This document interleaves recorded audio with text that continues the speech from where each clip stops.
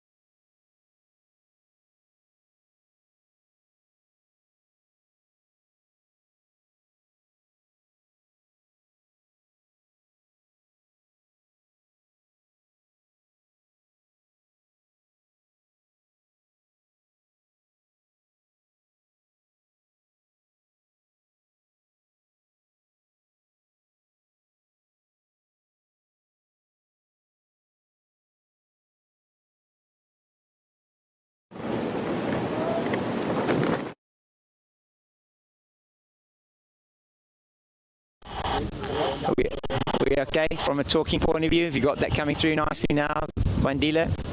How are we doing? Is that okay? Are we okay here from a microphone point of view? We've got the voice coming through. Okay? Yeah. We ready? Not yet. Okay. We'll keep talking, keep talking. They're going to do the toss. Let me come around that side. Okay. Are we good to go? Yeah. Okay. Right, I've asked the umpires on that side for me, and that's perfect. And okay, let's just, if we can just come a little bit more.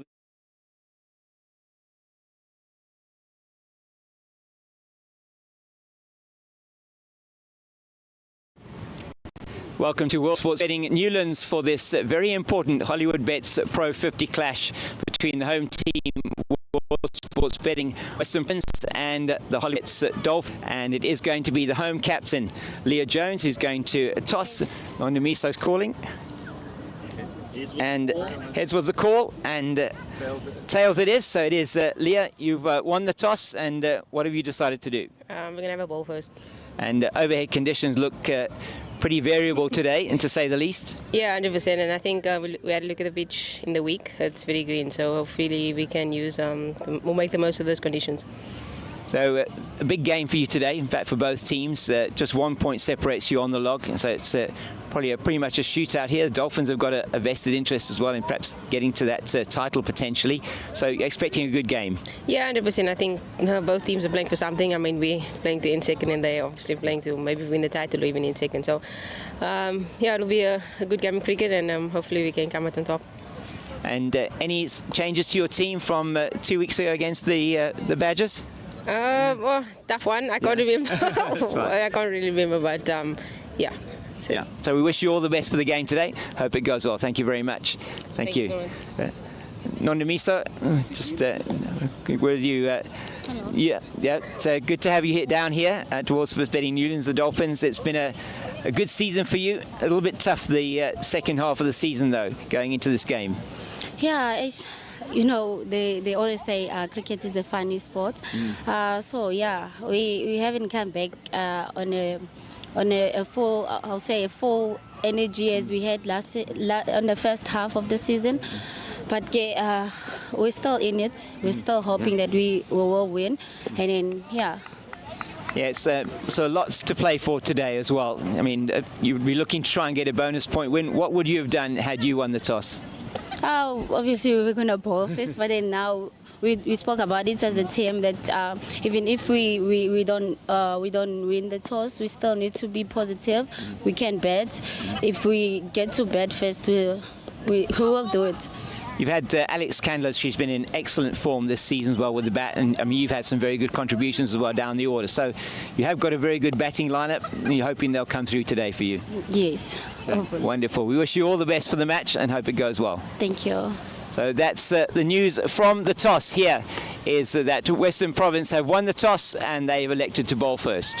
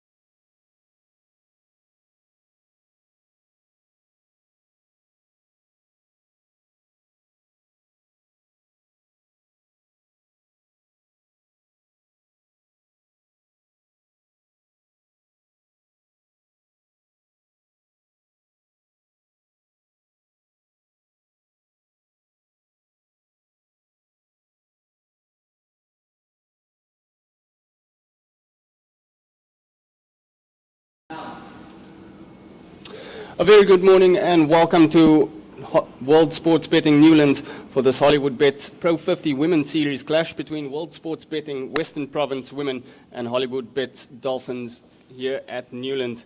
It's a straight shootout for basically second place as the third place Western Province take on the side from KwaZulu-Natal. And I'm happy to say that I'm joined by Avidia Haynes, who joins me on commentary. Avidia, good morning. Good morning, Kenan. And yes, we have got a delayed start to the match today, and already we have the overs being reduced to 46 for the time being. We do have some inclement weather, hoping that the sun stays out and the wind just moves the clouds away to ensure we have no further break in play. And these sides seeing each other again after the 1st of March, where they played Western Province. Western Province won that match by convincingly 106 runs. And Western Province, having won the toss today, decided to field. Good choice for them, considering the pitch. Kieran? Oh, indeed. Yeah, coming to the ground this morning, I definitely suspected whoever won the toss was definitely going to be bowling first. It's quite a grey, overcast, gloomy day so far, but one or two batches of blue skies about. But Western Province will be hoping to use some of the early morning overhead conditions. And some of the conditions on offer, we have some wind blowing from left to right from where we are sitting at the moment. And I'm sure the pitch will be a little bit lively this morning as Nadine de Klerk begins the game from the Calvin Grove end.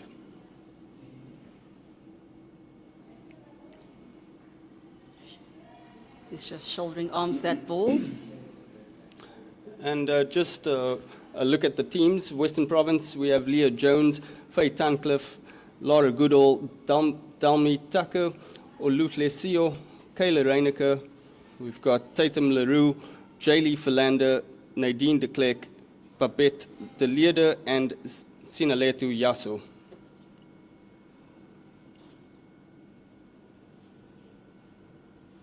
Oof. And that one just flirts with the outside edge of the bat as we take a look at the Dolphins team, if you don't mind.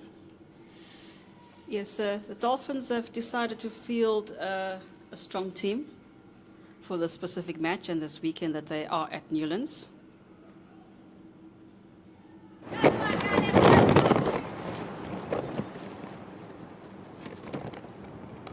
And that's Alexandra Kanda just being very calculated and careful about her shots. She is one of the top scorers in this format. And looking at the rest of the team, we've got Nombulumku Baneti and Seshni Naidu.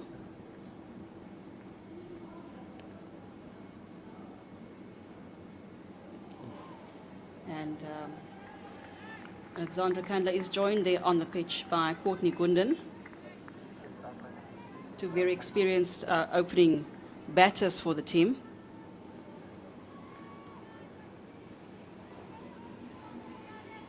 Are you talking to me, Bandi? Yes. What are you saying? And looking at the averages, I think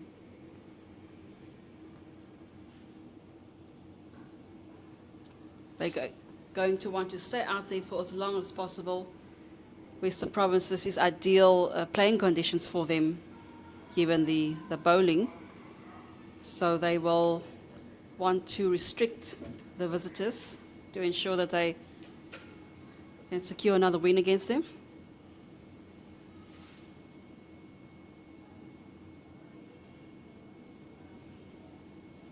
Oh, nicely bowled by Nadine de Klerk. It's been a pretty tight over so far. Good start, 0 without loss. And umpires for the day are Verlin Etzebeth and Brent Pitt. They'll be taking charge of today's game. And World Sports Western Province really will want to make sure that they make a good start. Nice solid opening over from Nadine de Klerk from that Calvin Grove end. And I'm sure they'll want to put these Dolphins batters under pressure. It's not the easiest coming out to bat in these types of conditions, knowing that there was a bit of a delayed start, kind of might disrupt your momentum and rhythm before the game even begins. And the Dolphins will certainly want to make sure that they have a nice foundation and just set the tone for the rest of the morning. Yeah, Western Province has gotten going earlier during the day, even when it started raining. They still continued warm up. So they're nice and limber, and they've kept the momentum going. And we've got Tatum LaRue coming in from Weinberg in.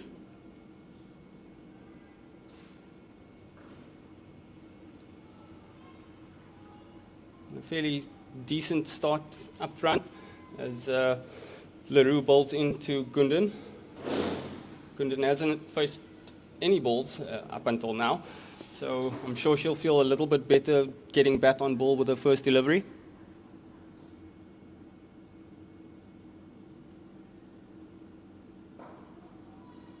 She just successfully defend that ball.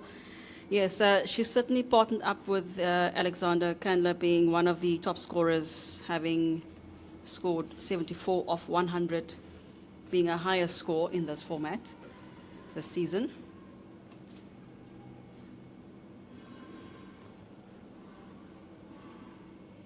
Oh, that's a chance, and it just goes over the head of the fielder at looks like a in-between position between backward point and gully, but that will give Western Province some encouragement as Gundan gets the first runs of the day, fortuitously I must add, getting a leading edge, and that one will certainly be a chance, but Western Province will know that that is a positive sign for what they're trying to do this morning.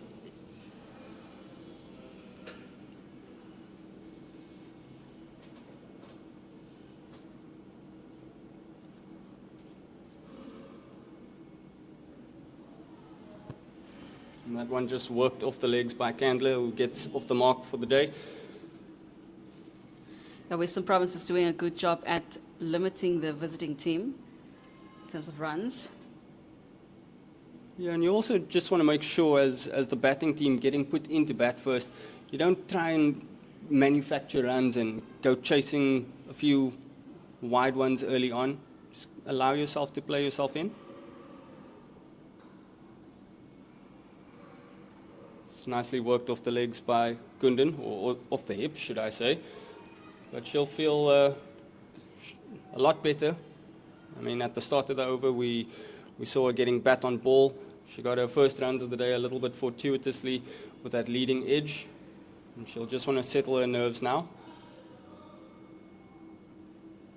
And that one strays down the leg side as umpire Etzebeth signals wide for our first extras of the day.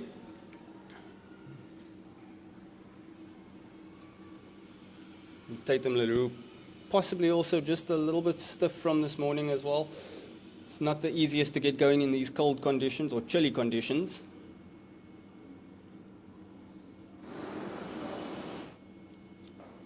And that one a full toss, but nicely kept out by Dalmi Tucker at point. And that brings an end to the second over. The Dolphins now. I think there are 2 for no loss. Just waiting on a scoring update.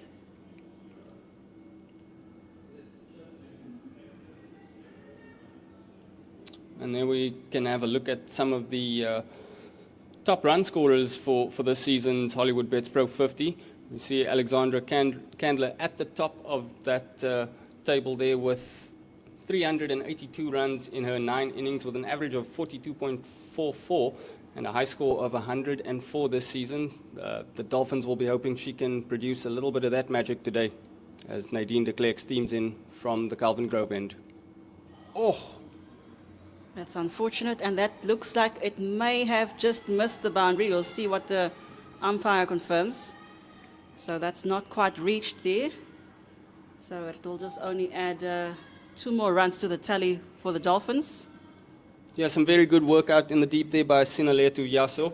She had to get down smartly to keep that from reaching the boundary. But some more encouragement from Nadine de Klerk, who's found the outside edge of Candler once again.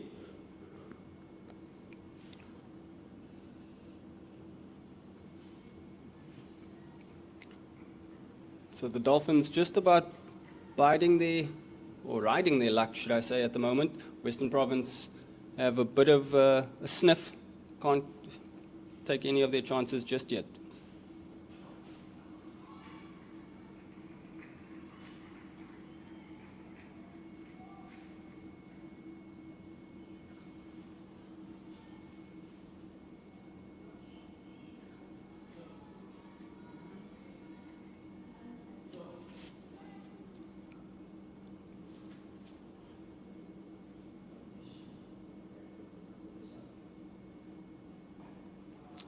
Worked off the legs. I think the fielder will get there in time. Captain Leah Jones. Good throw in. Yeah, and I was just having a look at the field before Nadine de Klerk ran in for that last delivery. A very attacking field that Leah Jones has decided to go with here, video. 6 on the offside, just 2 on the leg. So we've seen a few chances in the early offing. Jones hoping to make the most of that.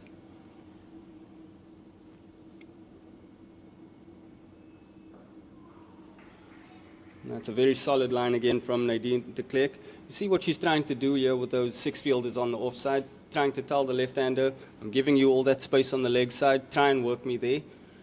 Let's hope that leading edge comes into play.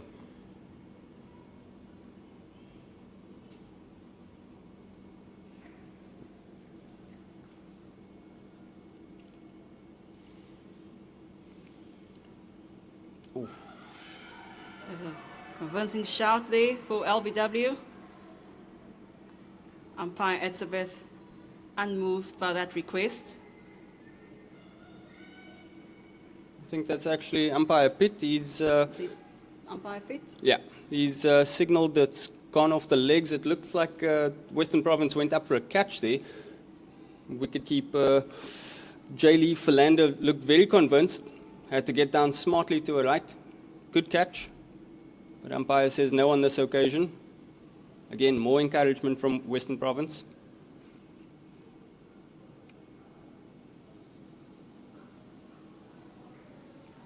And de Klerk responds with a delivery just outside the off stump, as that brings an end to the 3rd over. Hollywoodbets Dolphins now 6 without loss. Yes, Western Province is certainly making use of the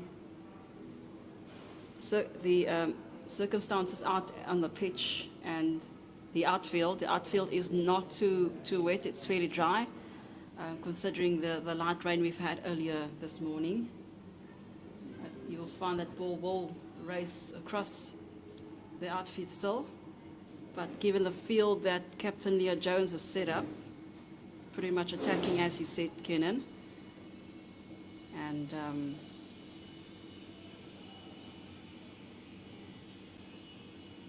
Ooh. Just got some movement off the seam there as Tatum LaRue had Candler a little bit trouble there, wrapped on the pad, but just a bit of oohs and ahs from the Western Province fielders. This video, just back to what you were saying about the outfield. Very surprisingly, it wasn't as wet as we expected this morning. And that's worked off the back foot by Alexandra Candler. Straight to the fielder.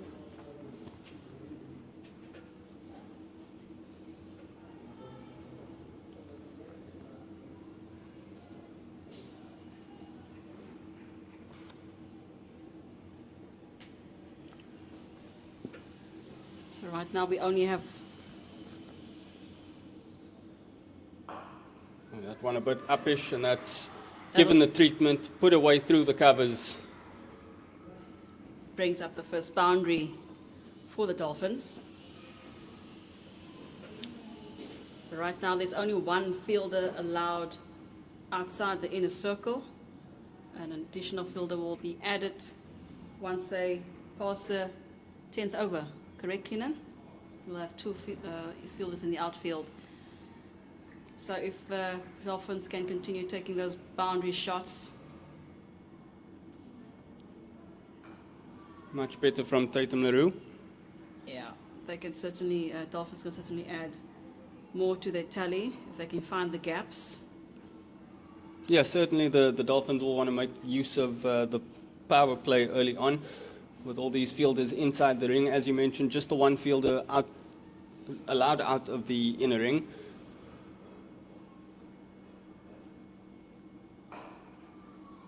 Although it won't be that easy, especially considering the way that, or the game plan that Western Province have opted to go with here, packing the offside, trying to bowl outside that off-stump line. So again, just telling these Dolphins batters, if you want some runs and you're going to have to try and work it onto the leg side, there's some space behind square. Ooh. And again, Western Province going up for a catch. But a little bit of a half-hearted appeal. And that brings an end to the 4th over. Hollywoodbets Dolphins now 10 without loss. Candler on 5, Gundan on 3. Yeah, you definitely get the sense that Team Western Province has definitely come out to apply some pressure. They've been peppy all morning out there, first team out there to start the warm-ups and continue throughout the rain spell. And bringing that onto the field, which is good for the home team and obviously in their favor, having won the toss. And as everyone suspected, if any team wins the toss, they should go out fielding, and that's what they've done. So everything's worked in their favor thus far. Nadine de Klerk to continue from the Calvin Grove end. Oh, and that one just finds the outside edge, but it's gathered on the boundary by Sinaletu Yaso.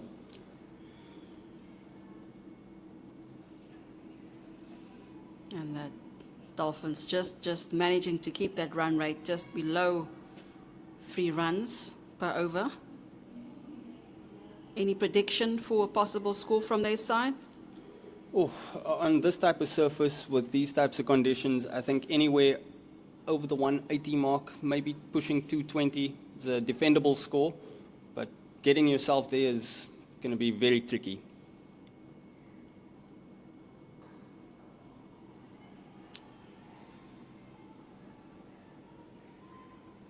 And it's also, as you mentioned, Western Province were the first team out on the park this morning just to get the warm-up, get the blood flowing, and they've certainly carried that jovial nature onto the field, nice and vocal early on. They just need to make sure that they can get a wicket early breakthrough to reward that.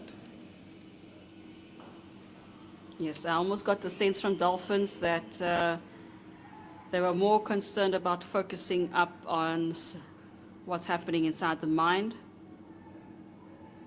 Yeah, somewhat of warming up. Somewhat of a relaxed start, but to each their own. Yes, would love to be the fly on the wall on the dressing room discussions.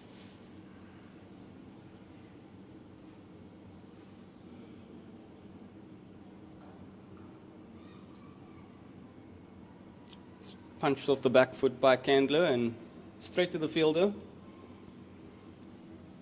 Looks like that might be Faye Tunnicliffe.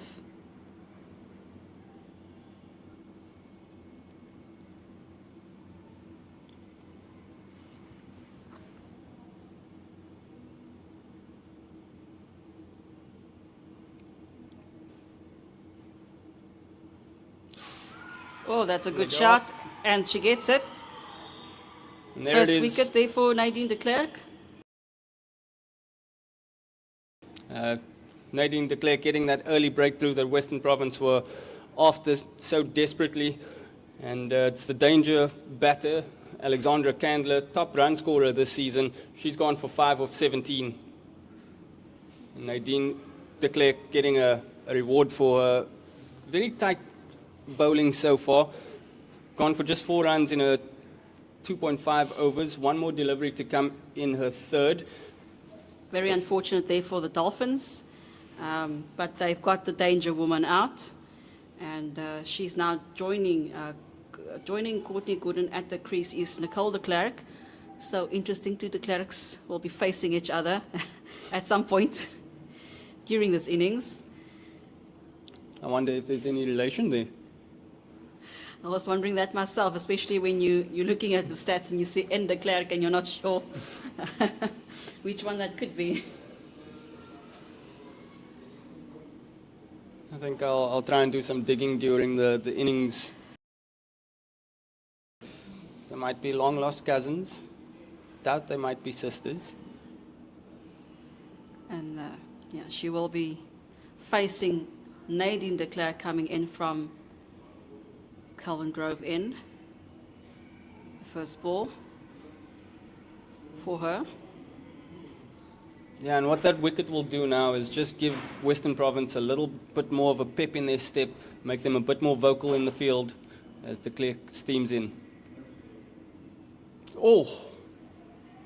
I thought that may have snuck one off the outside edge, but Nadine de Klerk starts with a bit of a short delivery to Nicole de Klerk, as that brings an end to the 5th over.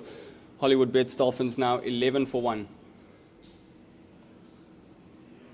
And the bowling changes over to Tatum Maru, and we've got some good momentum for Western Province, World Sports beating Western Province. They certainly have the result that they've wanted within the first 10 overs. Yes, I'm sure Captain Leah Jones. Leah Jones, yeah, sorry, that just escaped me for a second there. Captain Leah Jones will be very happy. Breakthrough inside the first 5 overs. And that one just gets cut away behind square. Picked up by Kayla Reinicke over there.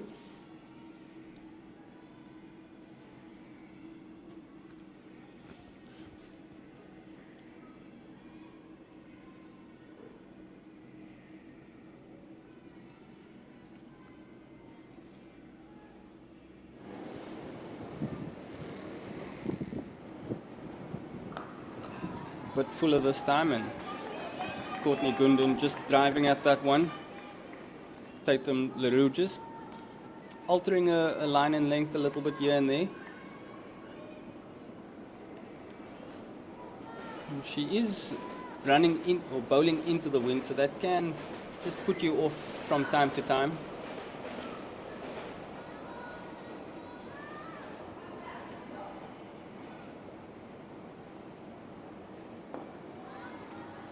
This time on the legs and just worked off straight to the captain. Tatum's doing a good job at limiting runs during this over. The wind out there decidedly not as strong as it was about a half an hour ago. It's if you're just looking at the surroundings, the trees and the vannas, so it's not as hectic as it was before. And just a bit shorter this time from LaRue.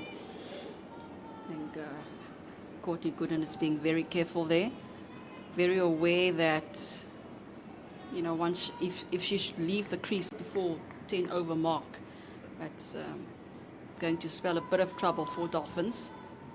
Yeah, that's the last thing that they'll want, is to lose both of their openers inside the first 10 overs. That's wide. That's a second extra for Western Province, and the second extra, well, both of them being for Tatum LaRue, 2 wides for her during this innings. Yeah, that one just straying well outside that off stump. But she'll might take a bit of a silver lining out of that one. Gooden still trying to reach for that. And this time she goes leg side, and again, umpire Itzebeth signals wide.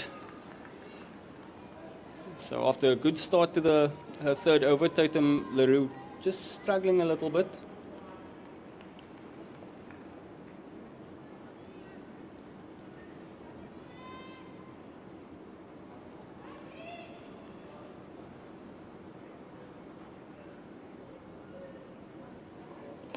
This time goes a bit full, somewhat of a low full toss, picked up by Faye Tunnicliffe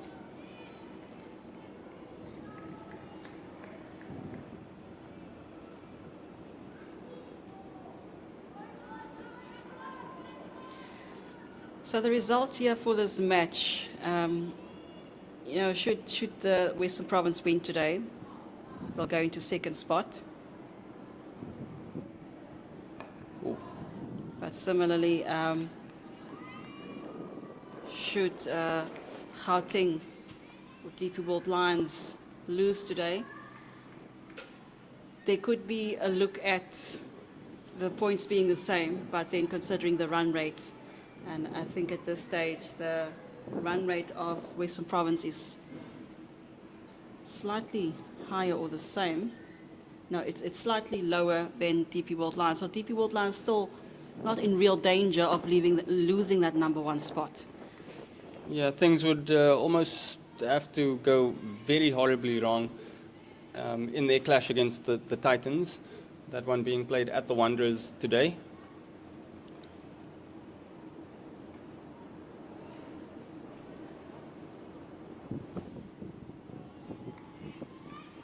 Still no runs on the board there for Nicole de Klerk, and after facing Nadine de Klerk. And there we just have a look at the log standings as it stands, or heading into this match. DP World Lions sitting comfortably on top, Hollywoodbets Dolphins in second, World Sports Betting Western Province in third, just 1 point behind them. And Western Province boasting a superior net run rate.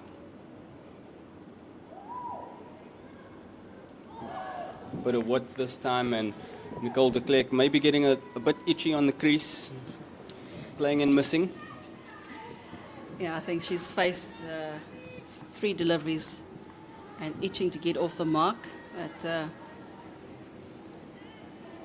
a namesake in Nadine de Klerk is not allowing that.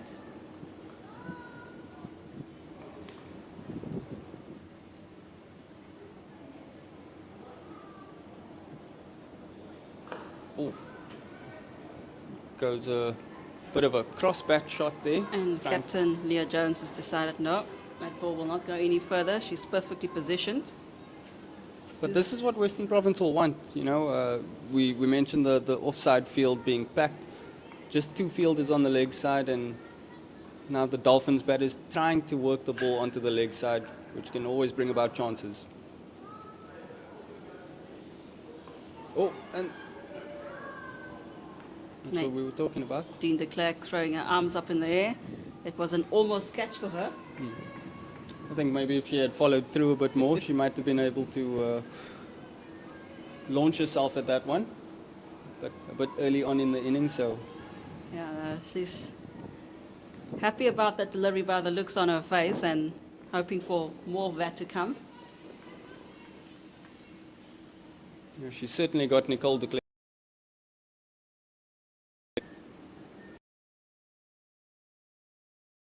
This time a bit fuller and just stroke down the ground. They'll get away for a single. Nicole de Klerk getting off the mark now. Brings the left hander on strike, and we just see the Western Province fielders having a quick change. Umpire Itzabeth also in the mix there as well.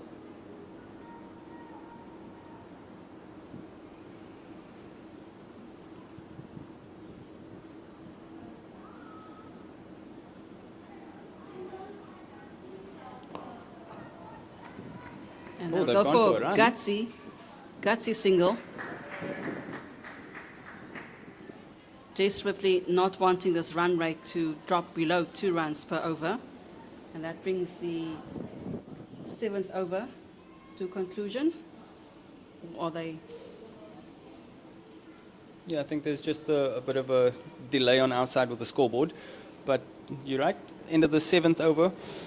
And Courtney Gunden certainly looked like she wanted that run at the end of that last over. I mean, she played that shot and set off pretty quickly. She was the one running to the danger end, and at the end, quite comfortably in her crease. Yeah, I think as an opening batter, she's getting rather itchy to get that scorecard ticking over.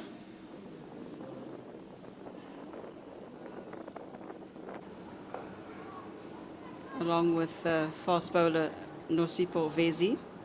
and Caitlin Weingard.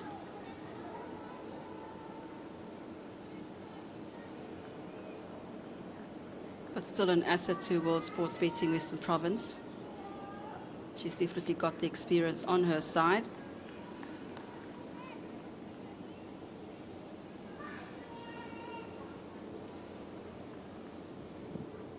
Yeah, just the 8 wickets to Tatum LaRue's name so far this season. Average not the worst, but also not the best. And she'll want to improve that today, and certainly feel that the conditions are there to help her.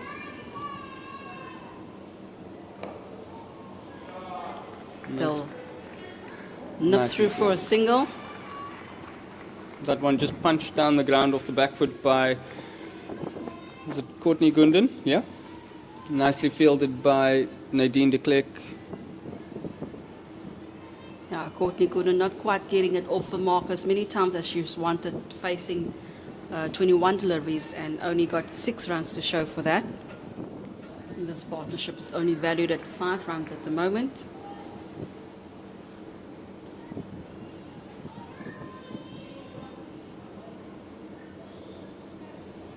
Oh.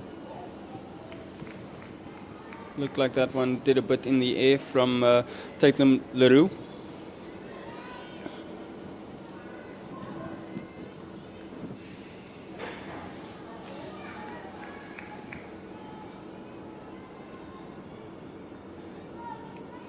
Yeah, she hasn't had a bad start as LaRue.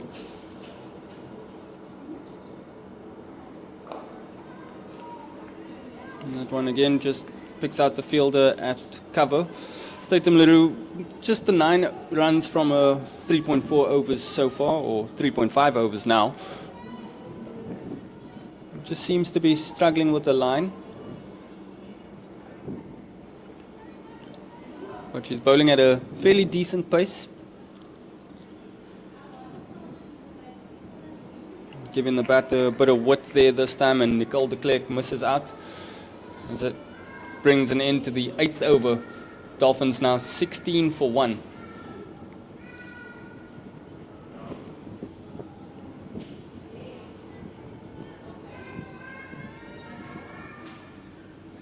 And there we see the standings once more. As we can see today, we have third taking on second. And there's a bit of a carrot dangling for Western Province. If they win, they'll finish above the Dolphins. As de Klerk comes in from the Calvin Grove end once more.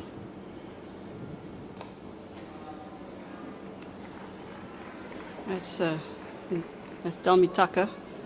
Perfect position to stop that ball. Yeah, a bit of a full delivery from Nadine de Klerk, a bit of width on offer, but Courtney Gunden misses out on this occasion. Nicely driven, I must say. That will give her a bit of confidence.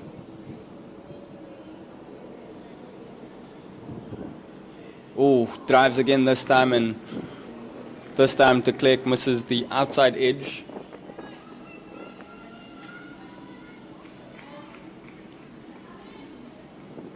Just giving Courtney Gunden something to think about. After playing a nice shot that picked out the fielder, she tried doing the same thing with the very next delivery, and that time she was beaten by the bowler.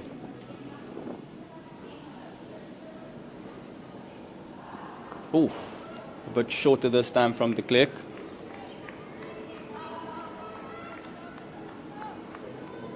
Yeah, Courtney Gooden will be looking to continue staying active, once our domestic cricket season wraps up.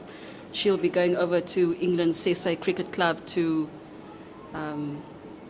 play for them during the England domestic season. That's good exposure for her. It's nicely played, but again, picks out the fielder, this time Delmi Tucker. In between a point and backward point region, but at the moment she's standing pretty much in in line with a point position, square of the wicket.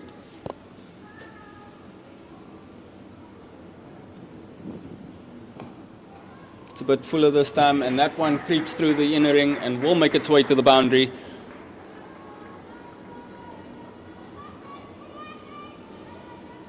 A little bit unfortunate there from Oluhlesio. Just couldn't get down quick enough.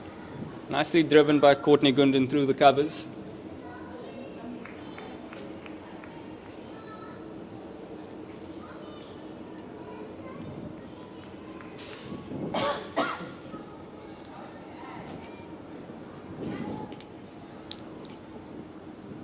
Not happy about that one is Nadine de Klerk. Let's see how she responds to finish off this over.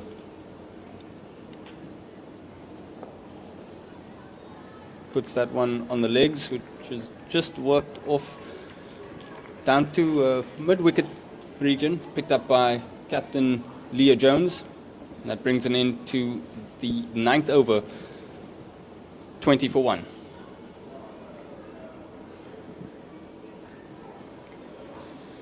Yeah, the last over for Nadine de Klerk, not so great with that boundary, but Western Province still very much in the driving seat, limiting Dolphins to keep the run rate just above 2 runs and over, and having already taken wicket of Alexandra Candler, the danger woman, and successfully being able to restrict the new batter, having only managed 1 run off 9 deliveries.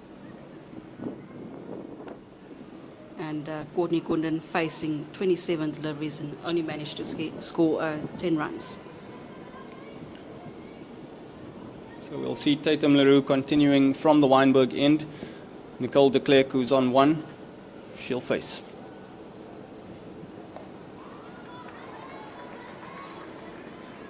They'll try for a gutsy 2 and they'll get it.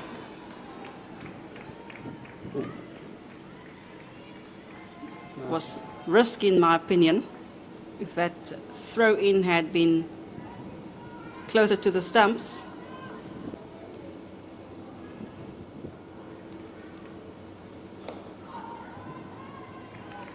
And again, nice delivery starting outside that off stump line. This time swinging into the batter, cramping Nicole de Klerk for some room there.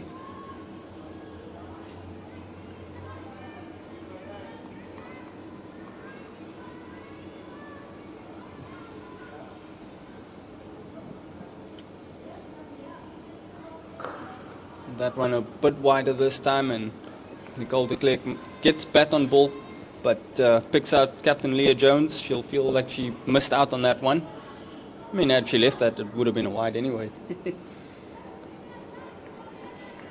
I think in that respect, Tatum LaRue's bowling hasn't been too disciplined today.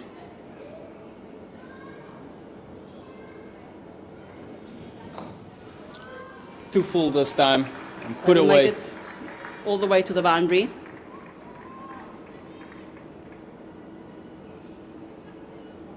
Yeah, we just spoke about Tatum LaRue mixing up a line and then finding a better line in the last 2 deliveries.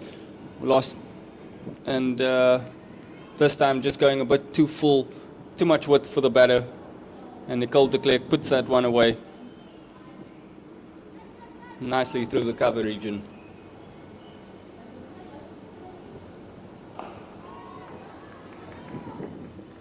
And a good reply by Tatum LaRue to end the over. Hollywoodbets Dolphins now 26 for 1 after 10 overs. And that also brings the end of the first power play. So an additional fielder will be allowed in the outfield, outside the inner circle. And that also brings a change in the bowling. We'll see Captain Leah Jones bringing herself into the attack from the Calvin Grove end.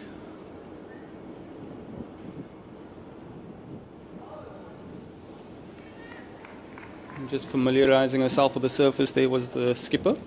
Yeah, she's got a current bowling average of around 25 for this format, and 19 in the top 20 as far as the bowlers are concerned. So she's had some good results.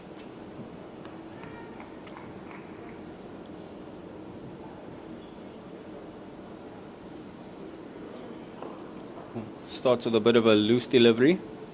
A bit foolish, but starts with a dot ball just to get the blood flowing in the arms. And as you mentioned, Leah Jones, she's had a pretty decent season with the ball in hand. She's taken 11 wickets so far.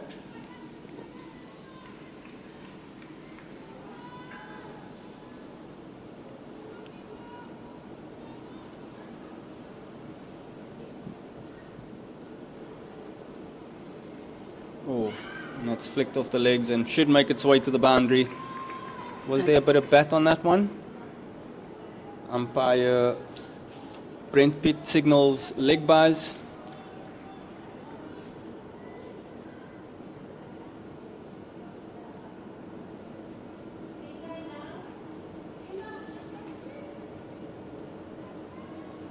Yeah, and that time we see a little bit too full on the legs and just outside the line, so no chance of a leg before wicket appeal there.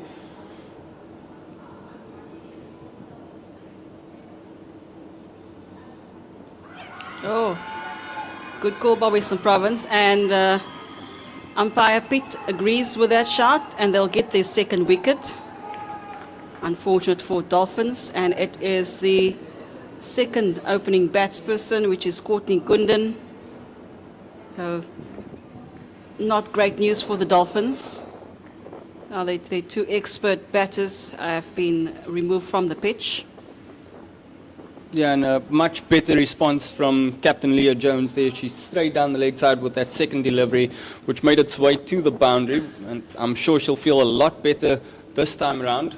Got that one to straighten up and wrapped Gundan on the pads, and umpire Pitt raises the finger. Here we see on that replay again. Umpire just gave himself a second or two to decide what was going on, and he decided that the ball was going to eventually hit the stumps. We've got the Dolphins captain Nondumisio Shangase joining Nicole de Klerk at the pitch, and hopefully she brings with her some wisdom. There's been some off-field discussions between her and Courtney Gundan just as she left the field. Yeah, Shangase probably just having a word with the opener, asking what the ball's doing off the surface. I mean, she's had a little bit of time to watch from the side, but it's always a different story once you get out into the middle. Yeah, admittedly, Shangase is more known for her bowling than for her batting. So I think her role out there today is just to be the guiding force as a skipper. But definitely Leah Jones.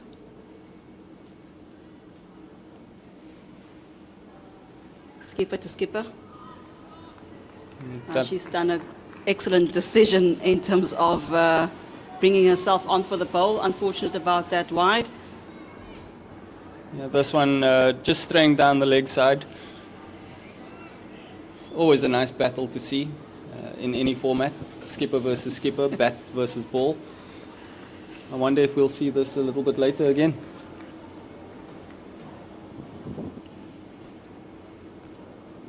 Oh, nice delivery. Had Shangase leaning over, playing around that one. Produced the outside edge, but just wide of Laura Goodall there. It looks like a position in between first and second slip.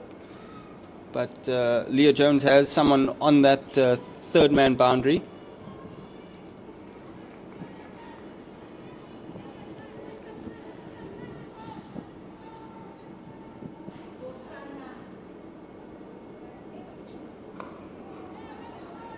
Full with a little bit of width, and Nicole de Klerk just keeps that one out. Not too much movement of the feet there though, although that one won't worry her too much.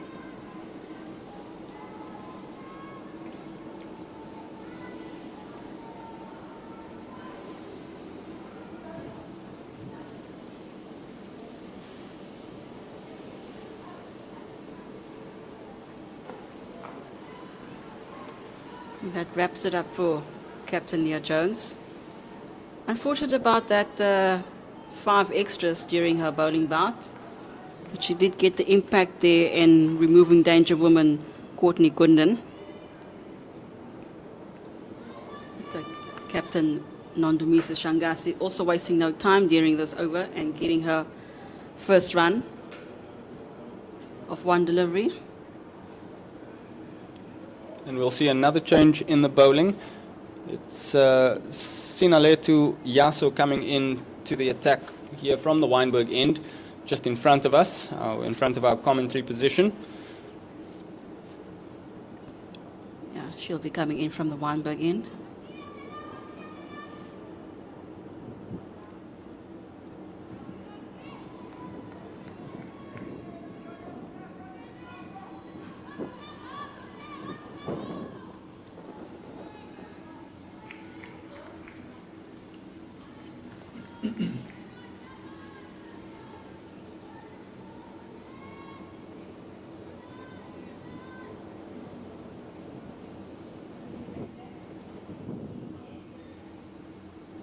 Oh, gets a lot of movement through the air. Does Yaso with the first delivery. That one's just come off the pad, so Shangase moves to the non-strikers end, but stays on 1 run.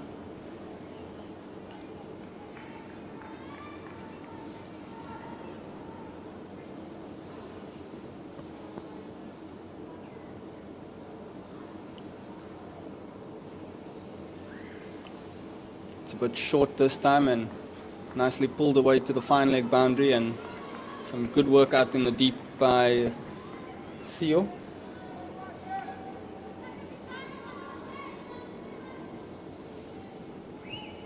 It seems as though the World Sports Betting Western Province bowlers have struggled to settle from this end, the Weinberg end, so far this morning. Yeah, indeed. Ooh. That is the 5th extra coming in from this end, with Tatum Marie bowling from this end as well. Weinberg end. She's got 3 extras, and now Sinaletu Yazu's got 2 as well. 1 leg by and a wide. She's certainly getting a lot of swing, which will be encouraging, but she just needs to find a line. That'll go for a single.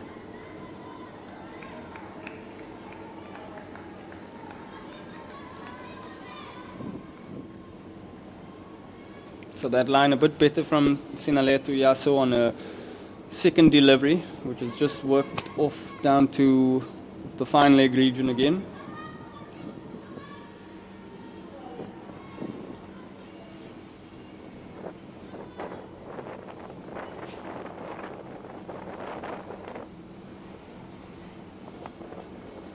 That's another wide.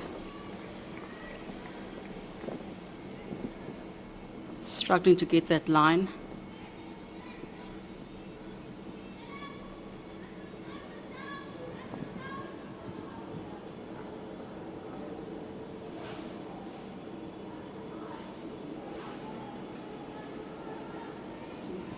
Captain Leah Jones just providing some guidance, and Tatum Maru also helping her colleague.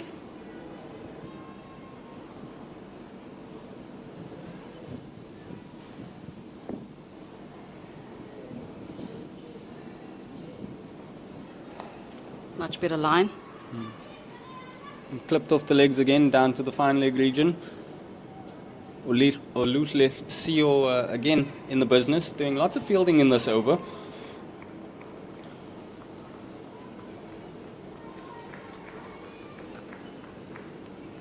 As we see Leah Jones just coming into your picture now, having a chat with her bowler. I think she and Tatum Maru, all 3 bowlers, perfectly positioned just to come in and meet up and provide that guidance. Oh. It's nicely bowled. Getting a lot of in-swing is Yaso. So signs of encouragement. She just needs to find a line and stick to it.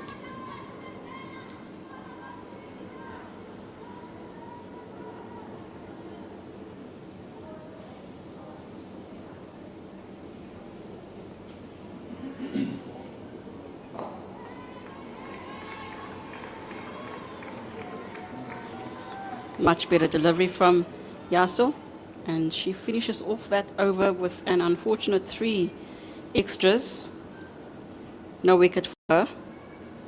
Current score at 38 for loss of 2. And we've got at the crease with us Nicole de Klerk and Nondomisa Shangase from Dolphins. This partnership's currently at 8 runs.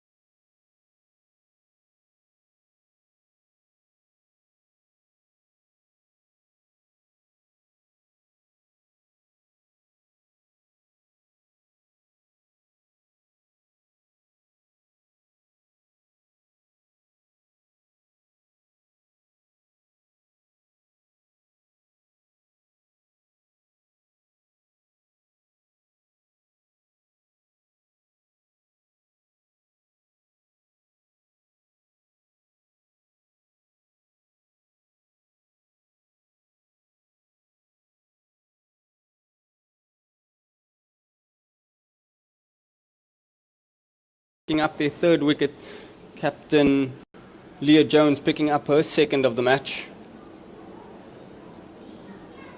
Hollywoodbets Dolphins now in a little bit of trouble inside the first 15 overs. Yeah, we've got Yasmin Khan, the wicketkeeper of Dolphins, joining Nicole de Klerk at the crease.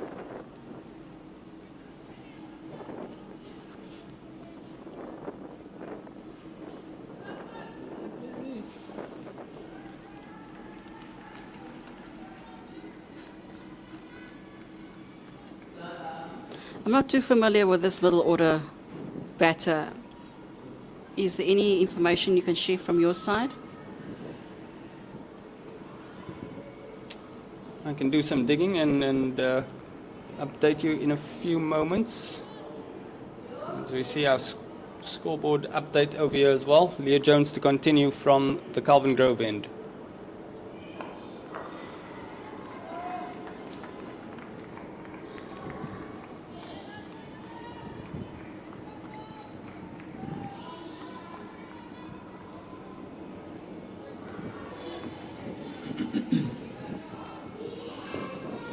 Been a good day for Captain Leah Jones, insofar as wicket taking's been concerned, and also winning the toss today.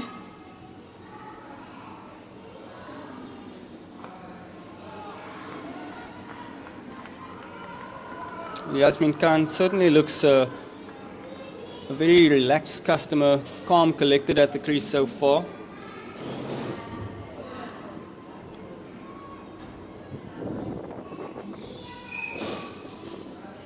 But she'll know that she's got a work cut out for her today.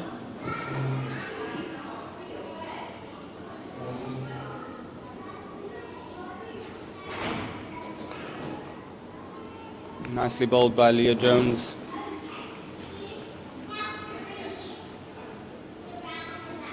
I think the bowling is much more disciplined this time round. Western Province doing a good job limiting those extras. It's something they can't afford to do quite too often. Extras do add up.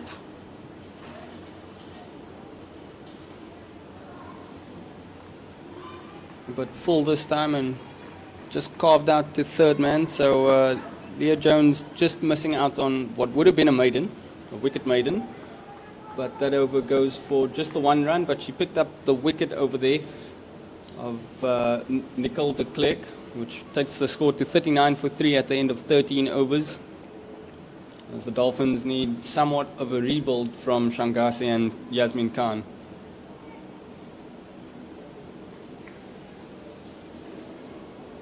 And we see Sinaletu Yasu is joining the bowling attack, coming in again from the Weinberg end, and Captain Leah Jones just giving a pep talk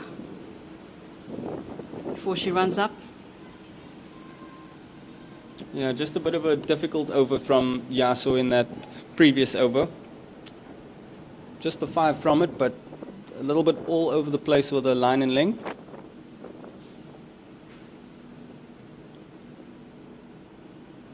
And that's a much better start to this over. Trying to operate outside that off stump. I mean, she's getting quite a bit of in swing, so she's got that in her favor. And she seems to have found a line and settled a bit now.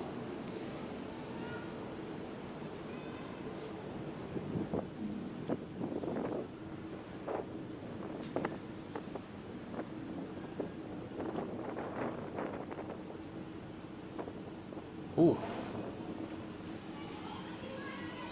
That one moved quite a bit, but watched all the way by Yasmin Khan.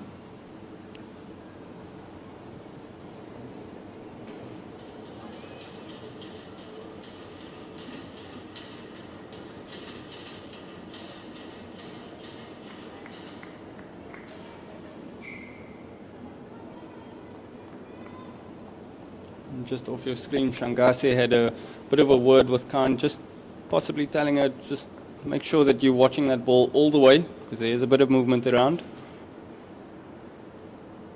And there it is, through the gate.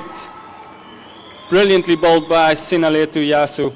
Got that line, and you know, that smile she had as she walked away from the previous delivery, and then that final nudge from Captain Leah Jones, finally getting the mental edge for Sinaletu Yasu, and the Dolphins now 39 for loss of 4, just under a run rate of 3 runs, and this partnership having only amassed a single run. We've now got Seshni Naidu that'll be joining at the crease after the break. We're looking at a short drinks break, and just looking at what's unfolded in front of us today. Looking at Captain Leah Jones, good figures for the day. Unfortunate for Courtney Gundan and Alexander Candler.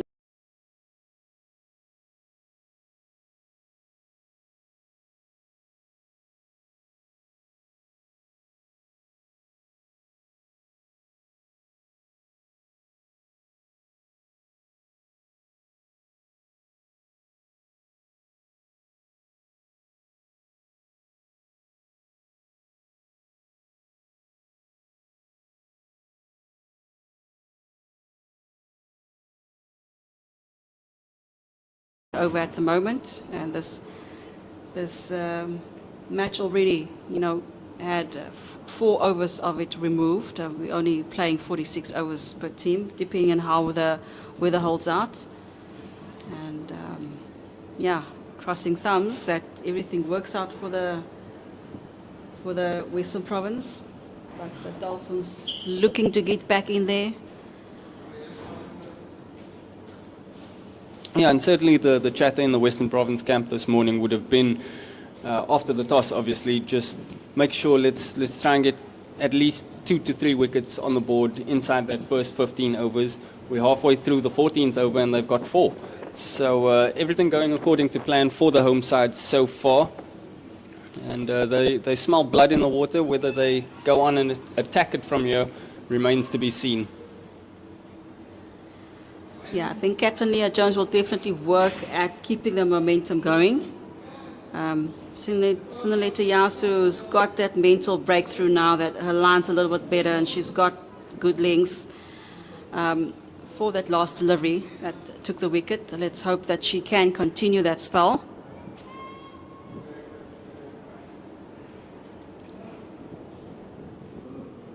So everybody's coming back onto the pitch now after concluding the drinks break. And I think there's a lot of strategizing going on between Captain Leah Jones and Tatum LaRue. I think Tatum LaRue might be coming on after Sinaleta Yasu.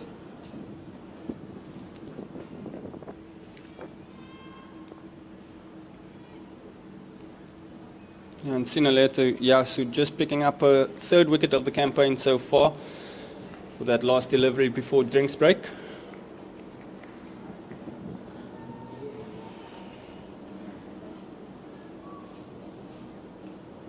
Oh, starts with a bit of a full toss. It ends up looping down eventually. Could have caused the batter a bit of problems there, but nicely kept out by Seshni Naidu with the first delivery that she's faced.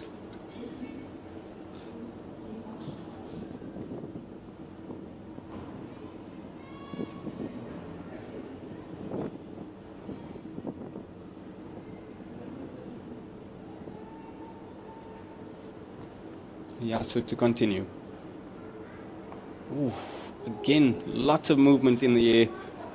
She's really got the ball swinging, and it's causing the Dolphins batters quite a few issues. Naidu not sure what to do with that last delivery, half-heartedly trying to work it onto the leg side, but then halfway pulling out through the shot.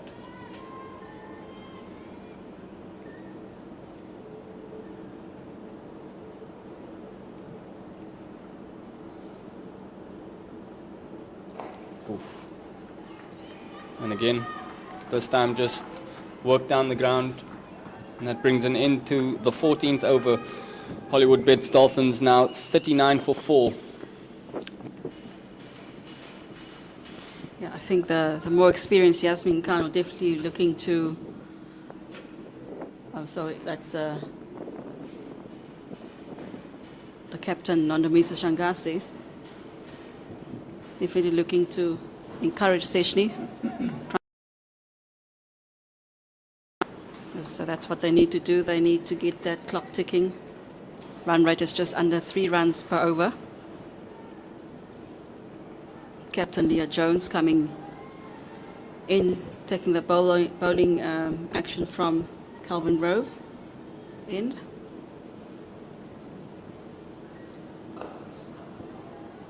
And that's nicely fielded by Faye Tunnicliffe. Definitely smelled some dolphin blood there and looking to collect a third scalp. Yeah, it's been a really good start from Leah Jones this morning. Captain leading from the front.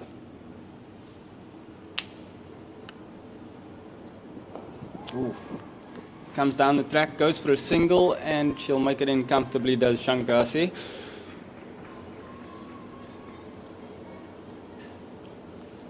The Dolphins will know that they are in a bit of trouble, but they also should be mindful of the fact that they have lots of time on their side. Quite a few overs to bank still. Another 32 if my math is correct. Just under 32 overs. Oof. Loading up for a big shot there was Seshni Naidu, but just making bat on ball. Yeah, this will be Seshni's last match in this format during this domestic season. During last season, funny enough, she was in the final against the DP World Lions and she managed to score 25 runs. She was part of the partnership that ended that match and in victory. So perhaps she's looking to continue that spell, and that'll get a boundary for her. Yeah, that's nicely put away through the covers. Very positive start by Seshni Naidu. She's looked to try and maybe take the attack to the Western Province bowlers, as we'll see on this replay. Leah Jones just outside that off stump, a little bit too much width, and that's put away quite ferociously by Seshni Naidu as she gets off the mark.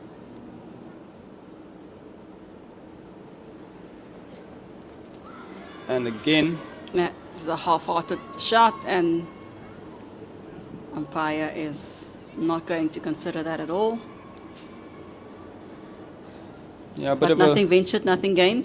Yeah, a bit of a loose shot from Seshni Naidu after just getting herself off the mark with a boundary. Leah Jones just wheeling off in celebration without even asking the question of the umpire. Umpire Brent Pitt not interested in that one at all. And she's given Naidu a bit of width again.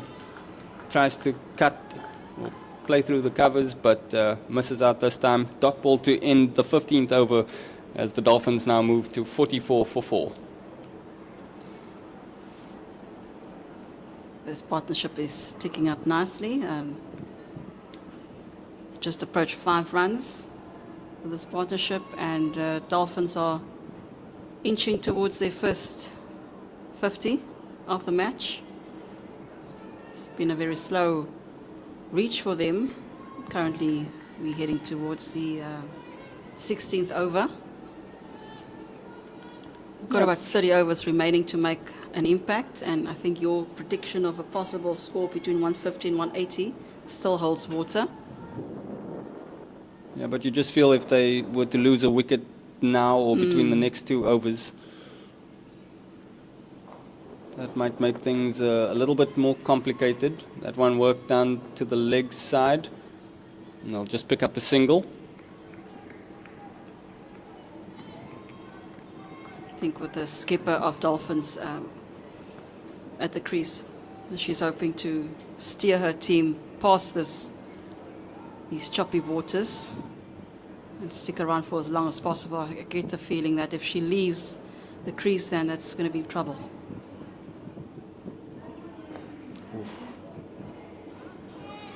And again, we see that movement in the air from Sinaletu Yaso.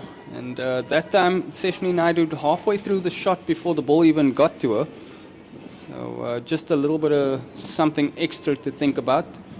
Maybe just has to rethink her timing of the shot. But certainly a positivity won't be weighing.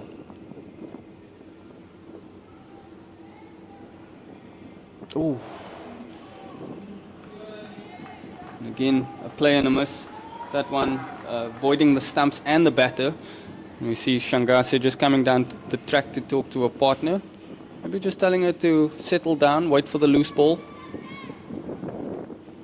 These conditions are difficult enough to bat in as it is. Yeah, I can see the wind has picked up considerably. Let's hope the weather holds. Looks like the wind's blowing towards us.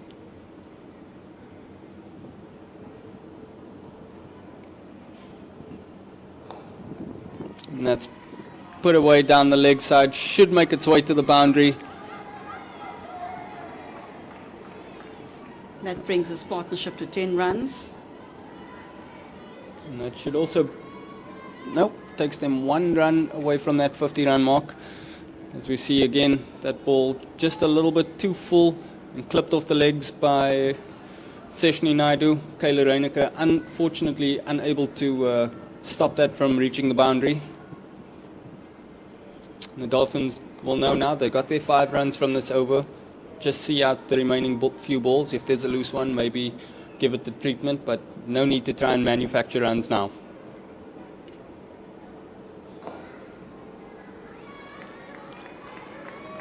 It's comfortably played to the mid-wicket region.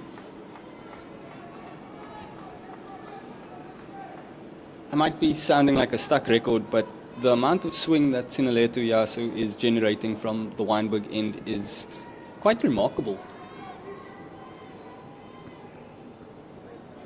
seems to be starting fairly wide out that off stump, but before you know it, cramping the batter for space. There again this time, but just a little bit too close to the leg side. Easily worked away for a single. And that brings up their 50 for Dolphins. It took them it took them about 16 overs to get there. This partnership's already at 11 runs. And I think this is the fastest one of this innings. Seshni Naidoo, after facing 12 deliveries, managed to score 9. And Captain Nondomisha Shangase only being able to put 4 runs on the board after facing 8 deliveries. Yeah, it certainly looks as though Seshni Naidoo will be the one to try and counter-attack Western Province from a batting perspective. It's come out very positively so far.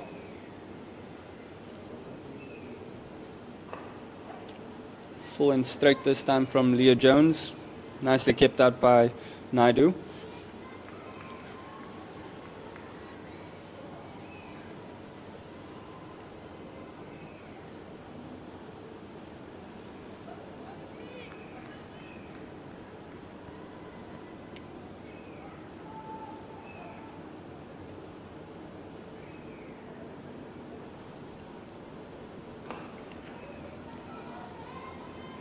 Certainly looking to give herself a bit of room is Naidoo. Now she goes through a shot after that delivery, playing straighter than she played that last delivery, should I say. Took me a while to get that out. Yeah, I get the sense that Seshni is itching to let go and definitely looking to reach the boundary more often than not. She just missed out on that last delivery, a bit of a full toss from Leah Jones. And she's now moving Laura Goodall out of the slip cordon and sending her to the fine leg boundary. So the two fielders outside the ring now, both behind square, behind the wicketkeeper. We have Yasso on the third man boundary and Goodall on the fine leg boundary. That looks like a catch. And then she gets it. Umpire Pitt giving Captain Leah Jones her third wicket. And elated Western Province. Unfortunate there for Dolphins. That sends Seshni Naidoo packing. Yeah, I must say I kind of did see that one coming. She was positive when she came out to the crease, but again, too many of these loose shots where she went for the ball a little bit wildly, and that time comes off the toe end of the bat and easily picked up behind the stumps by...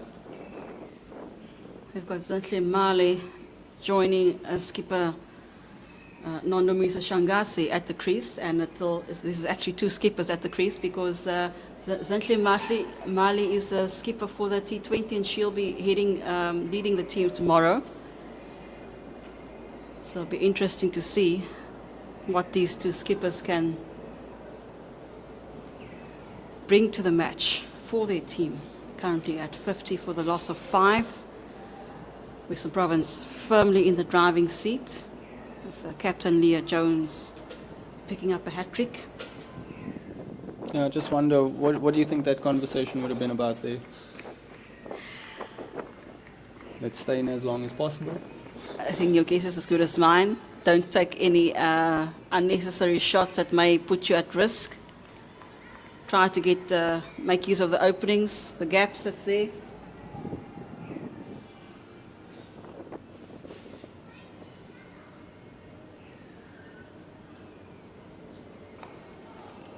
Just back to what you said about trying to make use of the gaps on offer.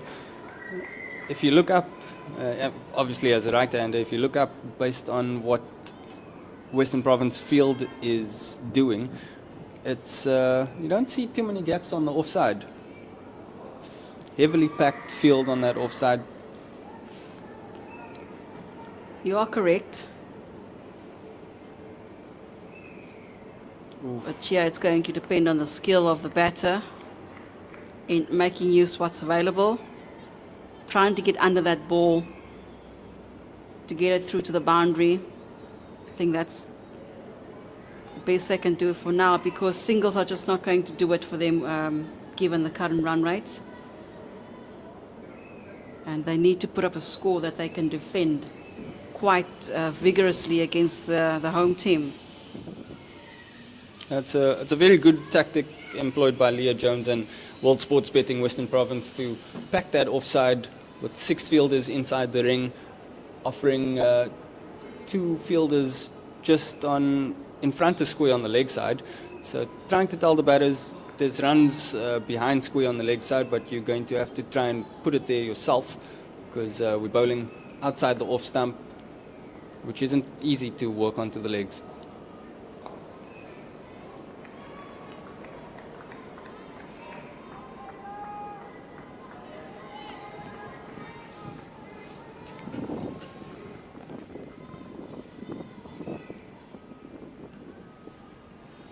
Yeah, all smiles in the field for Western Province so far.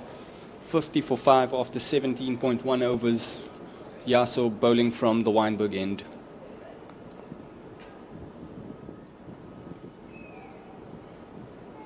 Just given a bit of width to Shangase.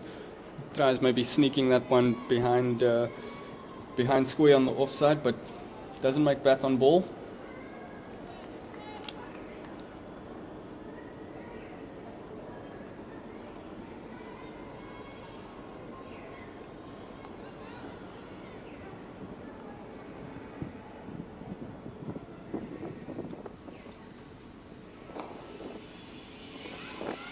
But fuller this time, and Shangase makes bat on ball.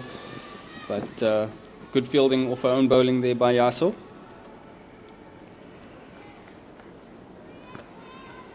And we can see just in front of us, but out of your picture, is Tatum LaRue just lumbering up. She might possibly be coming back into the attack sometime soon.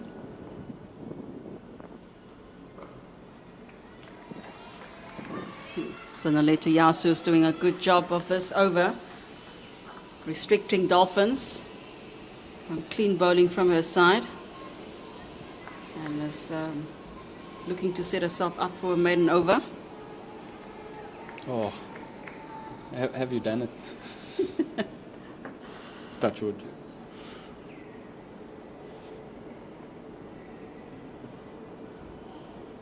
A bit of a fuller delivery, which strays down the legs. Fortunately, commentator skills got you. There's a Sonaletu. Yeah. No run, but you sacrificed an extra. Yeah, just trying to go a bit fuller with that last delivery, forcing herself down the leg side.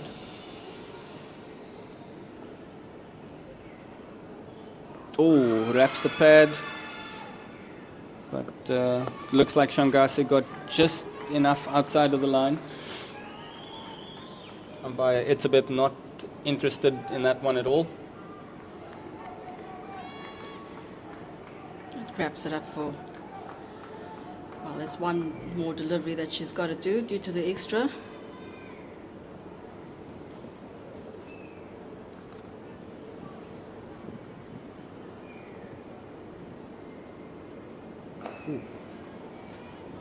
And that wraps it up for her.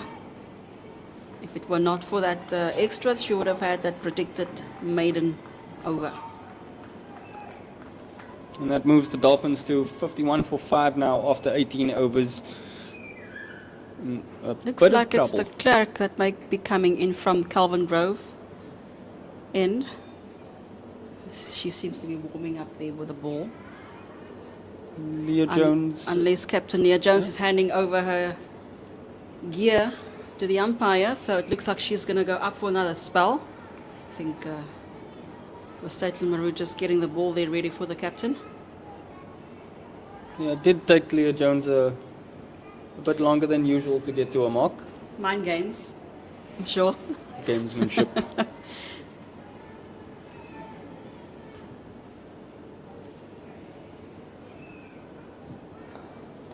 That's not where you want to bowl to this field. Yeah, that's going to get there.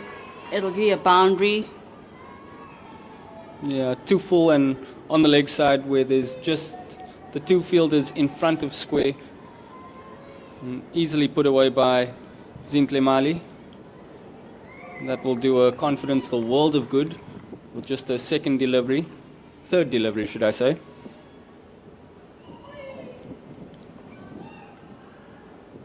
Yeah, strike rate for Zintle is not too high for this format of the game, but she's in there to get the job done. And it's certainly a discussion that she had with the captain of the day. She knows how to get the runs up there quickly and fast. Yeah, but you'll need to do that very sensibly.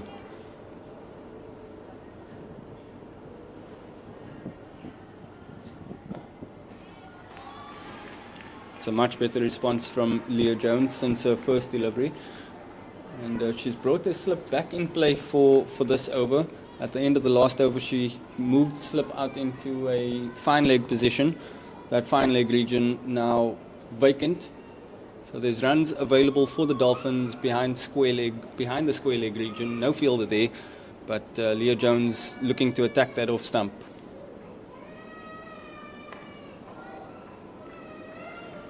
And that one just carved away to Kayla Reinecker in a gully region.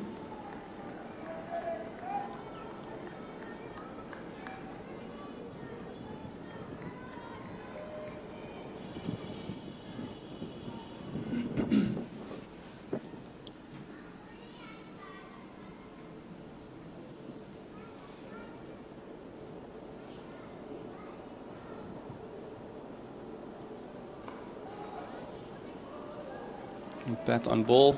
Not the cleanest of gathers by, who's that, Kayla Reinecker in the gully region. Just has a bit of a smile at Dalmi Tucker. I'm sure they're having a bit of banter there. Tucker probably telling her, you could have left that one for me. It's not the prettiest, but it got the job done.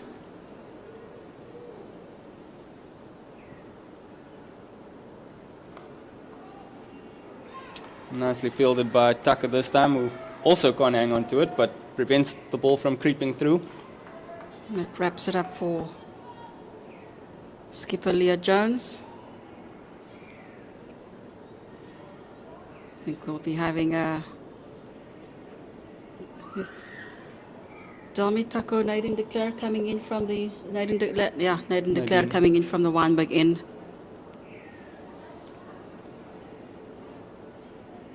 So a change of ends for Nadine de Klerk, who in her 5 overs earlier this morning from the Calvin Grove end picked up 1 wicket for 10 runs.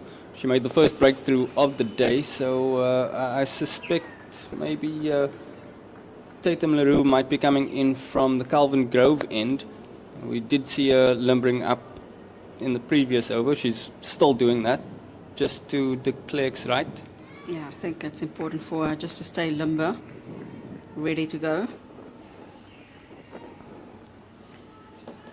Such a good cricketer is Nadine de Klerk, Proteas women's star, all-rounder, very good bowler, decent with the bat as well. She's got just the right amount of bite to her game as well.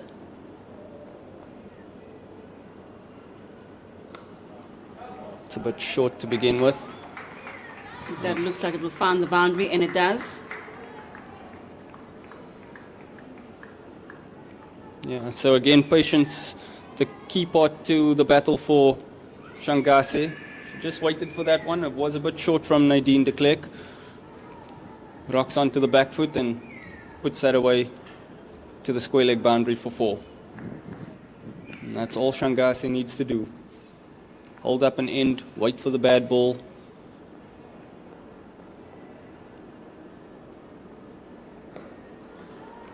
And a bit of a slow delivery from Nadine de Klerk to reply.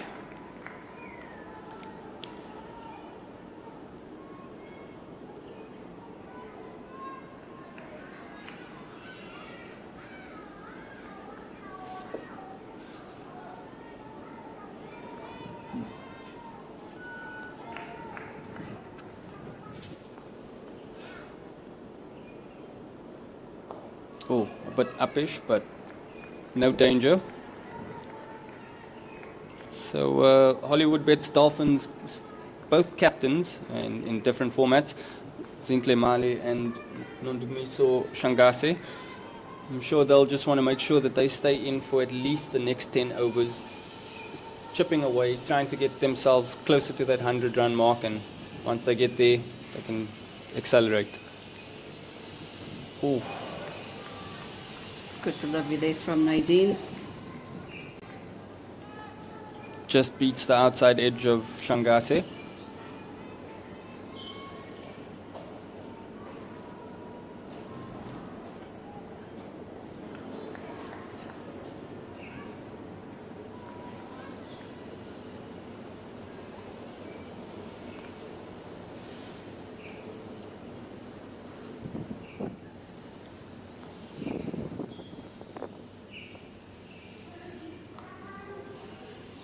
A bit short again from Nadine de Klerk, but Dalmi Tucker doing the work behind point, in between point and gully. Has a bit of a chuckle with Kayla Reyneke about that.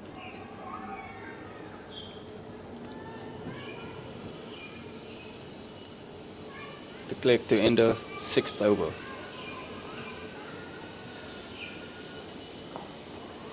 And she ends it off fairly clean, with the exception of that boundary with the first delivery of the 6th over. That brings us up to the 21st over of this innings.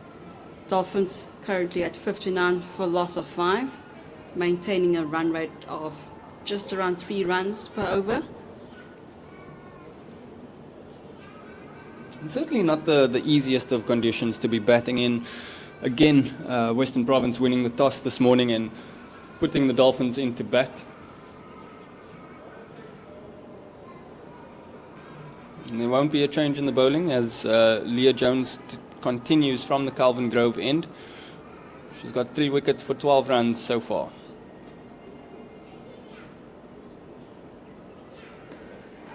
A bit too full. That'll be a boundary shot. That's a great shot by Zinhle Mali.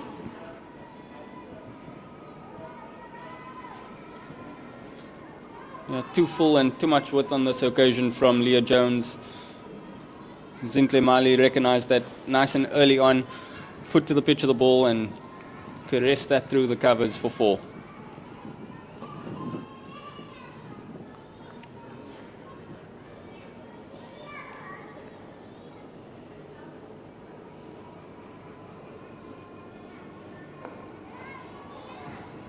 Looking for a repeat there. But with Kayla Reyneke, that's just stopping that ball from going any further.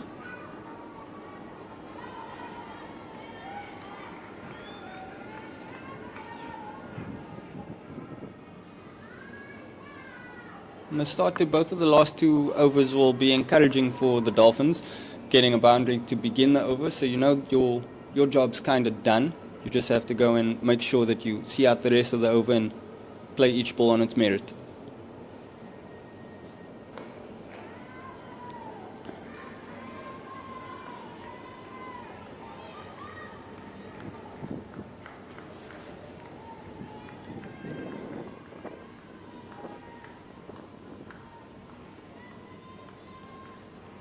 Leah Jones running back to a run-up position.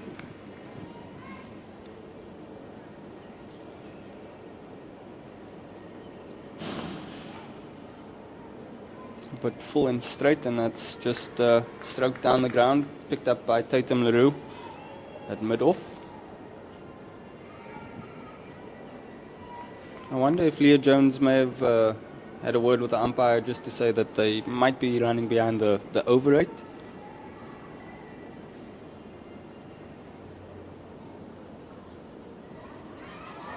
It's nicely cut away. But there's a third person there on the boundary to stop it from going any further.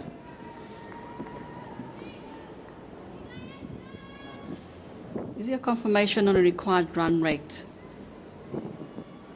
for this format of the game?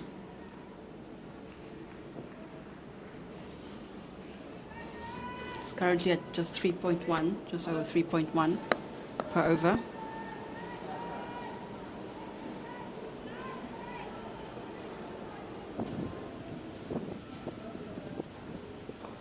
Ooh.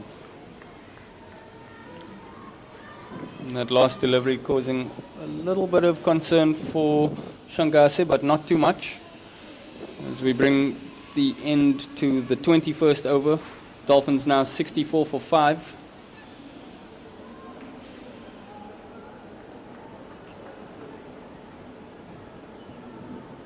And the Dolphins will be hoping that they can begin this over pretty much the same in the same fashion that they did the last two, with a boundary to start the over. Nadine de Klerk will want to make sure that she doesn't concede any runs this time around. Hopefully pick up a second wicket of the day for her.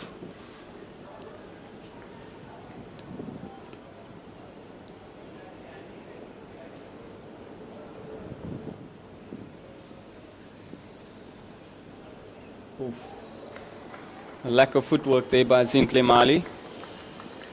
And she'll be thanking her lucky stars she didn't make bat on ball there. Otherwise, that would have been a regulation catch for Jaylee Philander behind the stumps.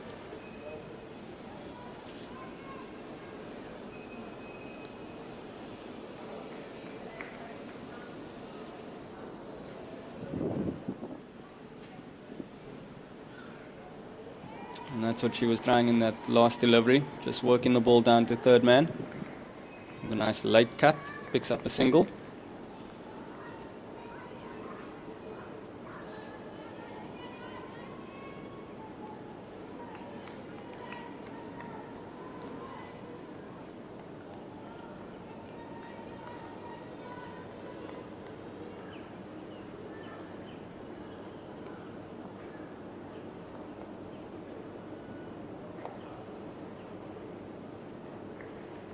Yeah, Captain Shangase hoping to nudge for another single, but I think that's Delmi Tucker or Kayla Renica that's decided that it's not going to happen. Yeah, she ended up stopping that one with a thigh. It seems to be paying for it now.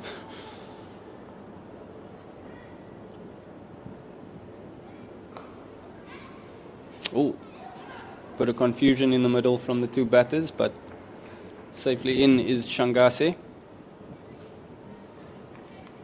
Davidia, you had a bit of a wander away from our commentary position. Was that maybe to check on the overhead conditions? Yeah, I'm just trying to check out. Yeah, it almost looks like there may be a light spray of rain coming down, but maybe it's just my imagination. Yeah, that last delivery just straying down the leg side. Yeah, I'm also trying to calculate more or less how many runs we could be looking at given the current wicket loss for Dolphins. They only have about 24 overs left or remaining to make an impact, provided that the current weather holds. Very important, that last bit. Yeah, and that's all. I was trying to get a little bit of intense look at what's happening in the surroundings. Yeah, that steady breeze that was blowing around earlier has now upgraded itself to a wind, and doesn't seem to be going away anytime soon. And generally when there's a wind about at Newlands, we tend to get a bit of a spray. Yeah, that stronger wind will push those clouds together. And Oh, nicely bowled by Nadine de Klerk to end off the 22nd over. look, there is some forecast for rain later this evening and then again tomorrow morning. So whatever happening now will impact later in the day and tomorrow morning. Yeah, I do see a bit more of a downpour starting to intensify, but it's a steady drizzle. Umpires seem to be happy at the moment to continue play. Just staying in eye contact with each other are Verlin Etzebeth and Brent Pitt. And as we suspected a few overs ago, Tatum LaRue comes back into the attack, this time from the Calvin Grove end, where she's hoping to have a bit more of an impact. She bowled 5 overs for 15 runs earlier, so economy rate not that bad with 3, but no wicket to show for it. Oh! That's unfortunate. And there's a... Oh, unlucky. Oh, she'll not be happy about that one, will LaRue? Yeah, I think the person on third had to make a sprint for that one. Unfortunately, the ball did beat her there. Oh, just taking her eye off it at the crucial time. I'm sure the fielding coach won't be happy about that either. Well, we don't know what the outfield is like now. Earlier in the day when we had a look, it had fairly dried out. There was just a little bit of dampness, but I'm not sure what it is like on that side of the field. Yeah. One area we didn't check out while we were out in the field earlier on. I'm sure it must be a lot more slippery now, but oh, full and straight, and kept out by Zintle Mali. I'm sure Sinaletu Yasu will be a little bit disappointed with herself there. She did the hard work to get to the ball, and then the final bit just forgot to cross her tee. It's a wide from Tatum. Yeah, at the end of the day, it's being at the right place at the right time, and the hands were not quite there. It happens.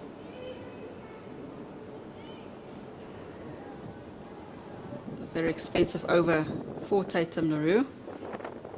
Started with a bit of promise, edge off the first delivery. She was expecting just to concede 1 from that. Oof. And that one nips back. Just too many extras from the Western Province bowling today. I think we are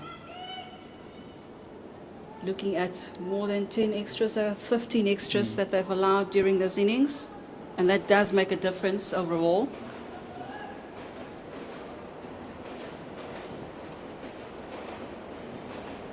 Oh, wow.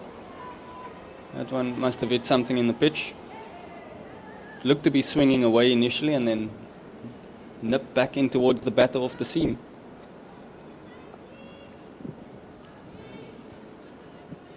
She generates a decent pace, does Tatum LaRue, and she also has a good height for a bowler, so that can cramp these two batters who are significantly shorter than her.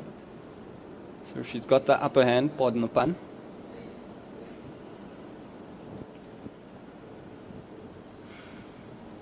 Oof, again. They'll nip it for a single, wanted to grab that second, and they changed their minds. Ooh. They may have been able to got it there, but you know, better safe than sorry, and I think Dolphins made a good decision there. This partnership is edging towards 25 runs. Current score at 73 for the loss of 5, with the 23rd over having just wrapped up. And umpires having a discussion there about what the next step would be, whether they'll continue with the innings or whether there'll be a slight break. They've signaled for the covers as this downpour starts to intensify. You can also see it on your screen now, becoming a bit more of a steady drizzle.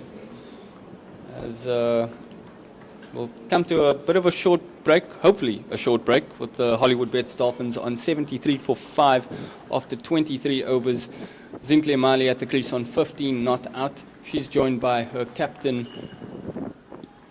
Nondumiso Shangase, who's on 9. And so far this morning, Leah Jones doing the business with the ball, taking 3 wickets for 17 runs in her 6 overs. Nadine de Klerk 1 for 16, Sinaletu Yaso 1 for 12. And hopefully we'll see you soon as we take a bit of a break, and hopefully the rain subsides.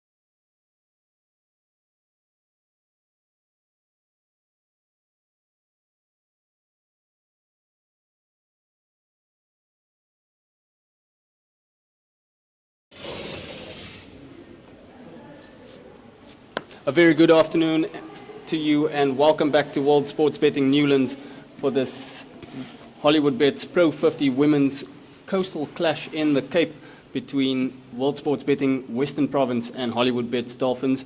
We are back live after a brief, actually 3.5 hour delay thanks to rain.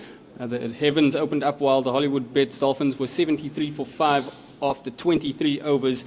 And since then, we've had the game reduced to 20 overs, with Western Province now being set a revised total of 77 runs.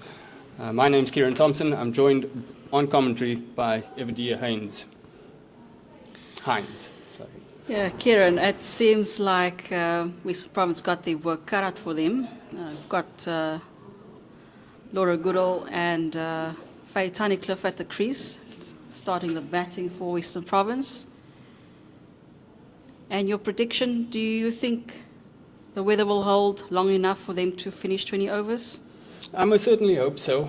You can never be too sure with Cape Town weather. There's still a very thick cloud cover above us, but let's hope that things can hold up for at least 15 overs. I think it will take about 15 overs for World Sports Betting Western Province to chase this down, but they need to be sensible about that. It's a fairly measly target of 77 runs, and they'll have their work cut out for them, but the Dolphins will also know that there is a bit of a chance they'll have a bit more assistance from the conditions. There's also been a bit of rain about this afternoon for at least 3.5 hours. So the turf, or the track, I should say, might just spit up a few surprises for the batters. Understandably so. Fortunately for Western Province, they've got the most experienced batters out there, with Faye Tunnicliffe highest score for the season is 108 not out, and Laura Goodall having reached 75 for her highest score. So let's hope for Western Province's sake that these two ladies can remain at the crease for the first 10 overs. But Dolphins does have a powerful bowling attack, and it could go either way, but as you said, conditions out there does at the moment favour the Dolphins. And an added incentive for Western Province is the fact that should they win and chase this total down, they'll end up finishing above the Dolphins in the standings. So they have a little bit of extra something to play for. And the umpires are ready to go, and so are we.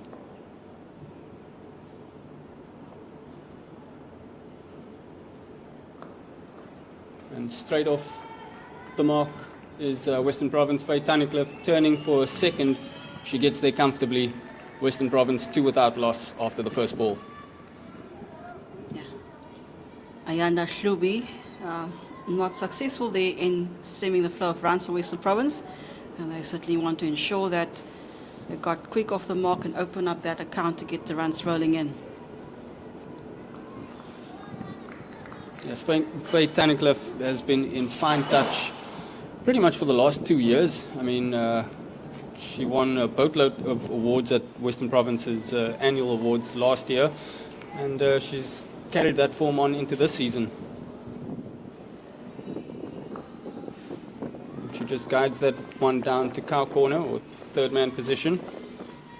You get the sense that Western Province is the one that keep things ticking along and prevent any lull in the run scoring.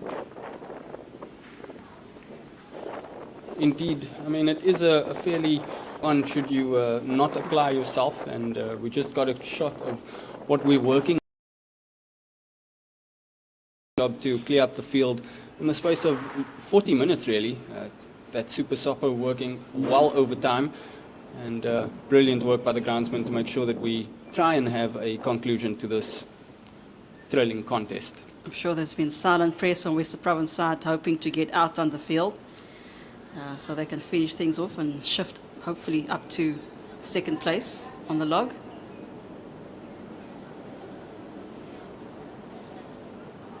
And the Dolphins just busy sorting out their fielding positions.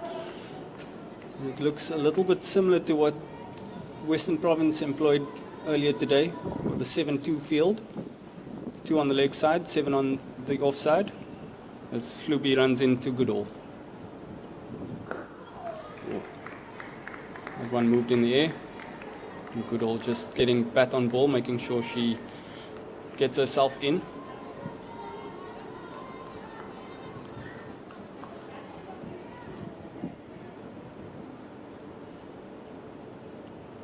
It's always tricky chasing these types of targets in this type of conditions. We'll get back to that in a second.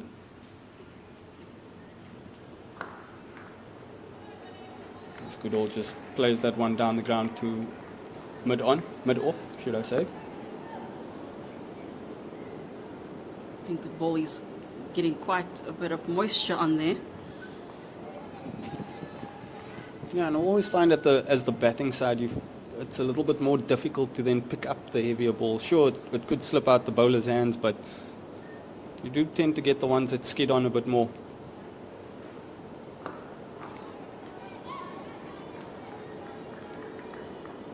And Goodall just works that onto the leg side for another dot ball. Just have a look at that. Let's hope that the heavens can stay at bay, and after 20 overs, they can open up again.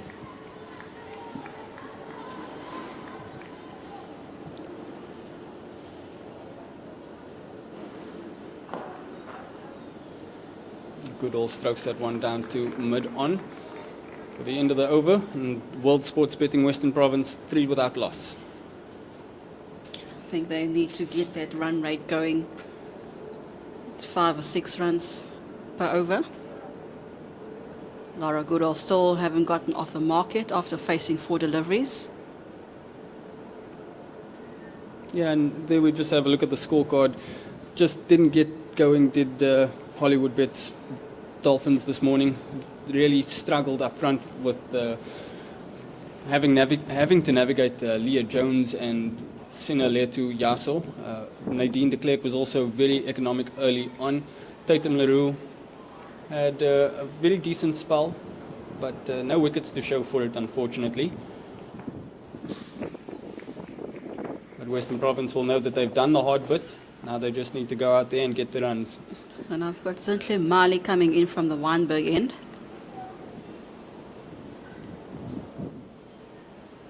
Oh, No. bit of a false start there. As umpire Verlin Etzebeth indicates.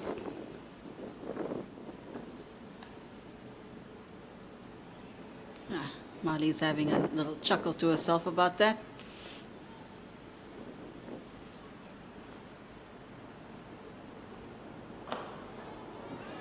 It's a bit too straight. Faye Tunnicliffe just strokes that down to the ground. Picked up at mid-on. She had a decent stint with the bat, did Sinclair Marley earlier on when the Dolphins were at the crease in all sorts of trouble. Yeah, she was 15 not out when the rain started pouring down.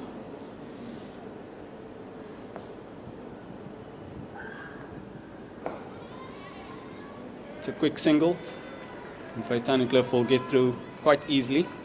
Yeah, they'll take them as they come and as quick as they can, because I think time is of the essence. They are limited with the amount of overs they can execute this in.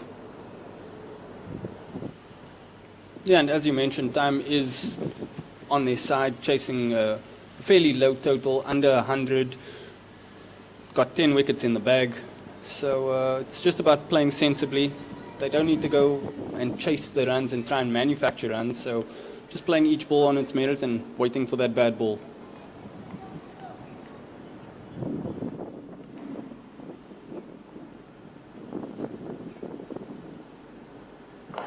It's a bit full, and it's driven down the ground by Goodall. Picked up just in front of us by Nobulumko Banetti. Took me a while there. Found it eventually. Yeah, it's still quite very windy out there. Hopefully it helps also to dry out the rest of the outfield.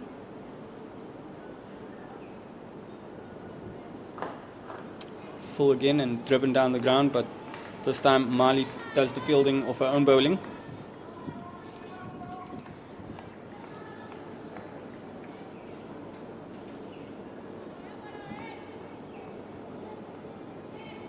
I think that's ball's picking up quite a bit of moisture.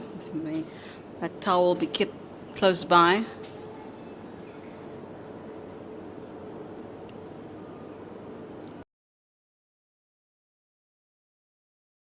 And whipped away, makes its way to the boundary. That's way a too good full. shot. Very good shot for her. And happy for Laura Goodall to finally get off the mark. Yeah, just bided her time, did Goodall. That one just too full on the legs, easily whipped off. Nice use of the wrists by the left-hander. It makes its way to the square leg boundary. So tight over from Mali so far, but she's let it slip in the last two deliveries. The second last delivery of the over, should I say. Oh. They'll get a single from that one. They'll have to hurry. And that's good batting. Goodall recognized the space was there, picked up the length of the ball nice and early and just put the fielder under pressure there. And that takes Western Province to 9 without loss after 2 overs.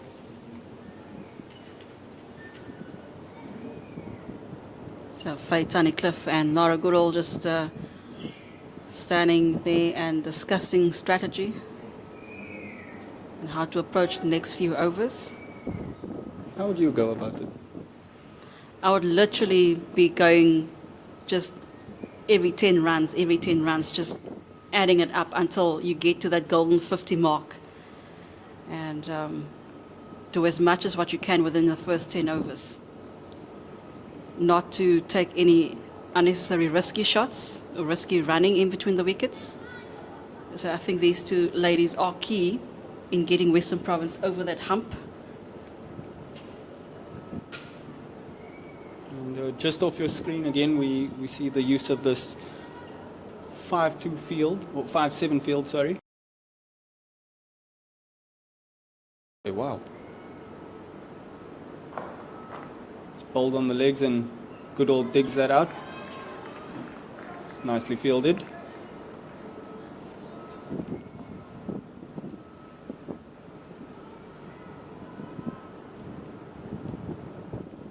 It's a very attacking field to go with. And it is, in these conditions, it is probably the right thing to do, trying to force the batter to try and manufacture the runs and try and play against the grain, if that makes sense. You have to make sure that your bowlers are keeping. It's no good having all these fielders on the offside, but then you're bowling to a leg side. Absolutely correct, Karen. That one short and just And helped that'll on its way. Go all the way to the boundary. Western Province is identifying all those gaps that they can make use of and aiming for a run rate that will give them well above 4 to 6 runs per over. And we're currently at 14 for no loss. Yeah, Ayanda Khlubi just straying from a length there, dropping that way too short. Faye Tunnicliffe getting into position nice and early. Didn't have to hit the ball too hard. Just got into position nice and early and flicked it off her legs.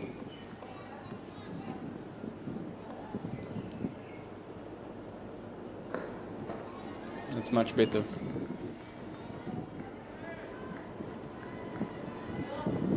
Just short of a length that time, but a lot straighter and attacking that off stump.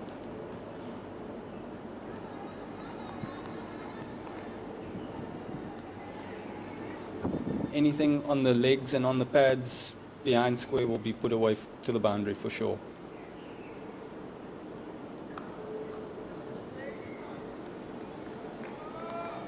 And that time just cut away.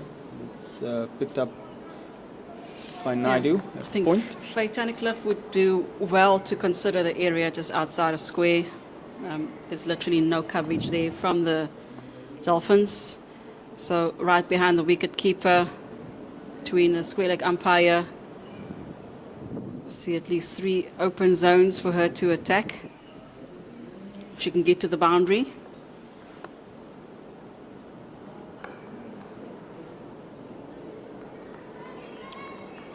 But she'll also want to make sure that she doesn't go looking for that shot and trying to go fetch the ball from outside off stump, and that might just produce a leading edge, and all the Dolphins need right now is a chance.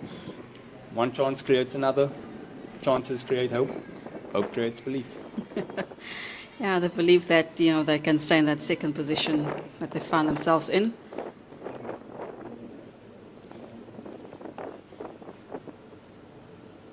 Oh, that's a chance. That'll be a single only. Faith Tunnicliffe flashing at that delivery outside the off stump, but it goes just wide of second slip and picked up on the boundary. Western Province pick up a single to end off that third over, with the home side now on 15 without loss after 3 overs.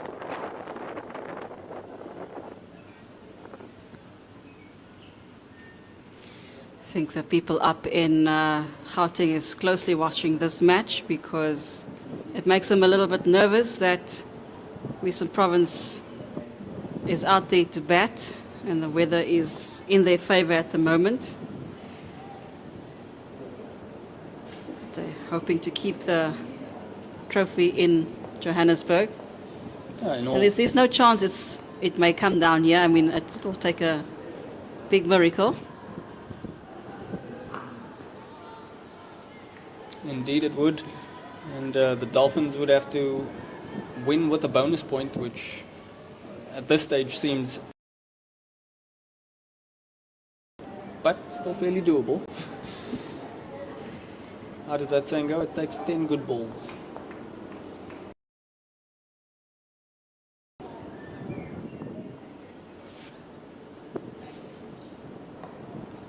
It's just flicked away, and it will reach the boundary, and she'll get the 4 runs effortlessly.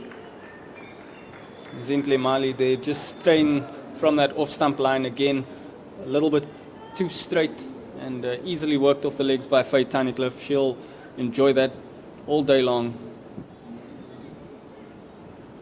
And again, Western Province batters just haven't needed to hit the shine off the ball or try and hit the ball too hard. There is a little bit of assistance from the actual ground, with it being a little bit slippery, so the ball will tend to go maybe a meter or 2 further than it would have, say, 3-4 hours ago. Exactly, that outfield is helping them a bit. It is not completely dried out after 3.5 hours of downpour.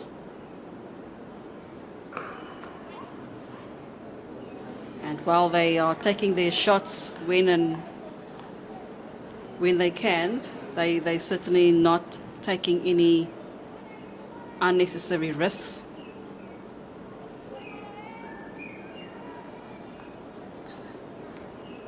Certainly have a lot of bird and insect life around here, also enjoying the cricket. Yeah, one's been giving me a little bit of issues here in the commentary box. Found myself bobbing and weaving like a boxer. But back to the cricket. Western Province just calmly going about their business. I think a boundary per over would see them home comfortably. But they'll know that there'll be some loose deliveries that they can pounce on. And with 2 experienced batters like Goodall and Tunnicliffe, They'll grab the singles where they can, and they'll comfortably, that looks like a boundary, and yes, the fielder is unable to get there. And that's another boundary for World Sports Betting Western Province. it seemed like a bit of a mix-up there between the 2 fielders, between cover and, is it point and the gully region? Yeah, I think there's a spot there that they were just unsure about, and missed the fielding there of the ball. Certainly thought that they were only going to get 2 runs from that, because they were turning around for the second one, and then the misfield there gave them that boundary. Nicely flicked off the legs, and that one should make its way to the boundary as well. So a very good over for Western Province. Wonderful end to the over. They got 12 from that one, and that takes their partnership up to 27 now as we see this replay. See, that ball is just moving so fast on the outfield. Definitely a lot of moisture still on that side. So that's helping them a bit. An extremely positive start for World Sports Betting Western Province. Faye Tunnicliffe and Laura Goodall at the. And speaking of 50, it's the home side who need 50 more runs to win from 96 balls. So time well and truly on their side, but they'll just, again, need to be sensible and play each ball on its merit. And these two are in fine form, so they'll want to see this through undefeated. Goodall just flashes that away onto the leg side, but nicely fielded at mid-wicket, mid-on should I say. I guess the tricky part for the Dolphins as well is trying to navigate the field as well, because on the edge of the square where the covers were on, it's always a bit tricky trying to pick up where to stand, how to field balls in that region. Oh. Some confusion on the pitch there.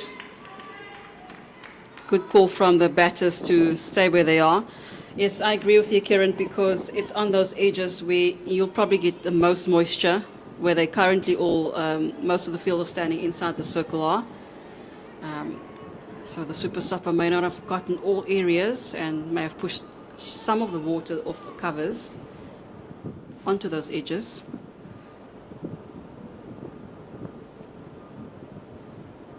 Oh. That's up in the air. They'll get one run for them. Only I think they were hoping to hit that down the boundary, not getting enough underneath that shot. Yeah, Goodall just maybe having a look at her bat, indicating that she didn't quite get all of that, as we could clearly see, but looks as though she found the toe end of the bat in that last shot.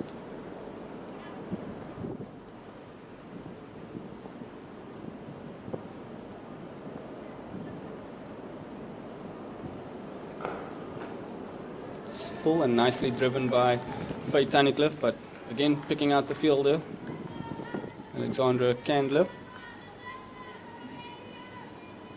Yeah. Alexandra Candler also very cunning batter and bowler. Unfortunately, she got herself out quite early in the Dolphins innings.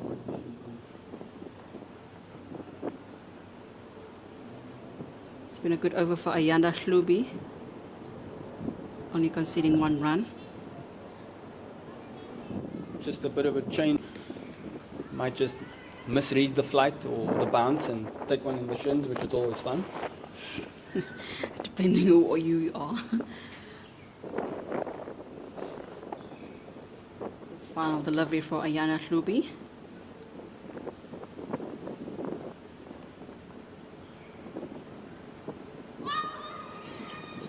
They'll get a single. They have to be fast about that. Goodall just unconventionally making sure she made her ground.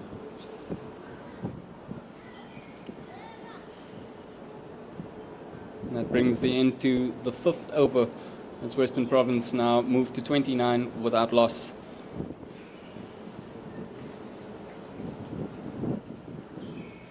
I think they've covered a quarter of the overs that they're supposed to, and they're almost close to that 50% mark.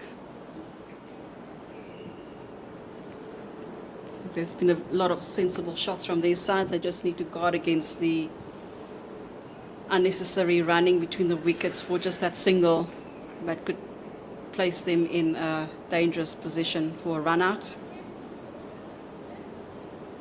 And these two batters have spent lots of time together in the middle over the years. They've been playing in the same team for well over 4 to 5 years now, so they are very familiar with each other's game, how they communicate with each other in the middle. So I doubt we'll see too many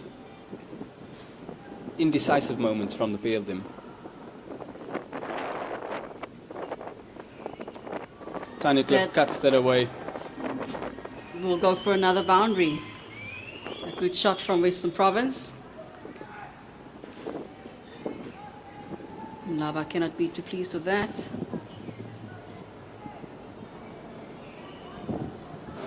Just a little bit too much width there from Nonkululeko Mlaba on her first delivery. She came into the attack from the Wynberg end.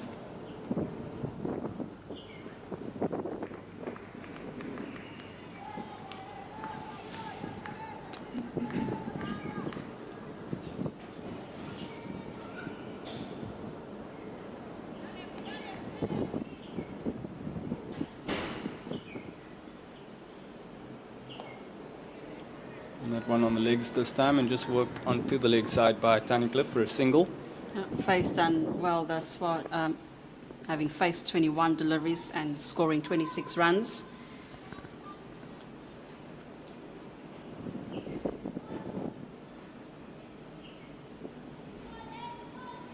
A very sensible batter is Tiny Cliff, but she scores quite quickly. I think the situation calls for that because there is no control over the conditions that they are facing out there, and so they need to make use of all the opportunities that they have there, and Faye has got that experience to exploit that to its maximum.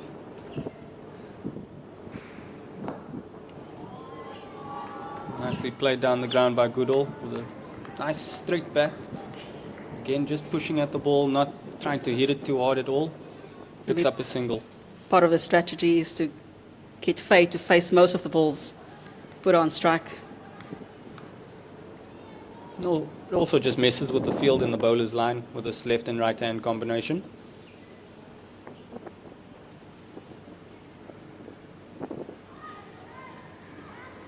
Got to hurry. No. Comfortably in.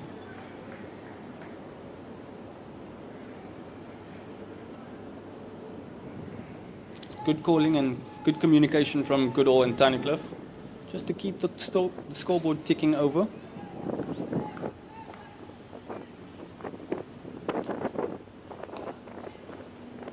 It'll be a comfortable single for them.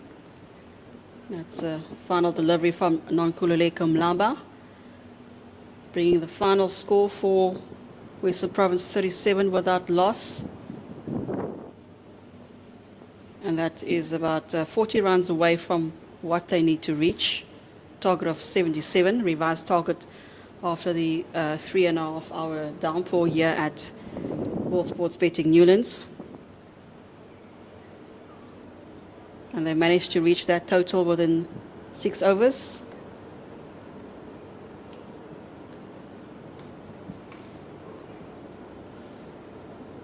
And I think from Western Province side, it will just be a matter of seeing out the game.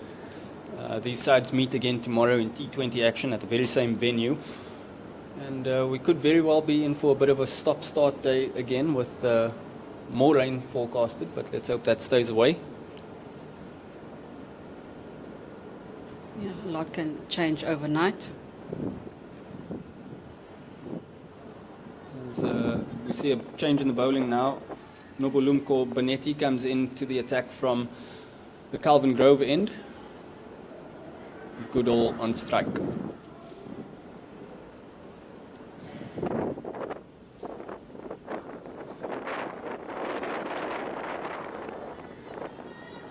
Decent start from Bonetti just to get herself going.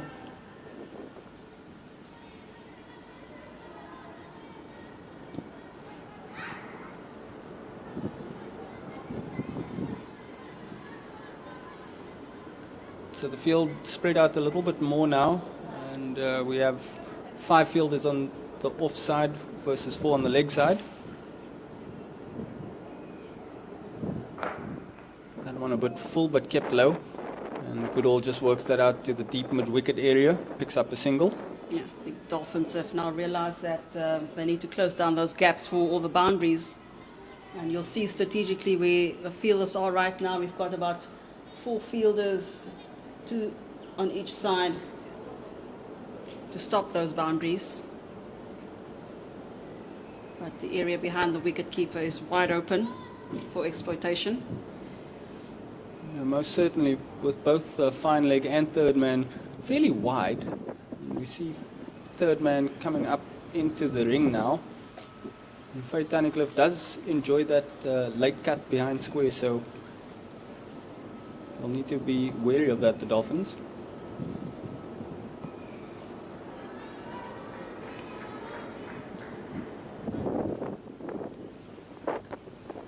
This time Tunnicliffe just flicks that off the legs for a single. Brings Goodall back on strike.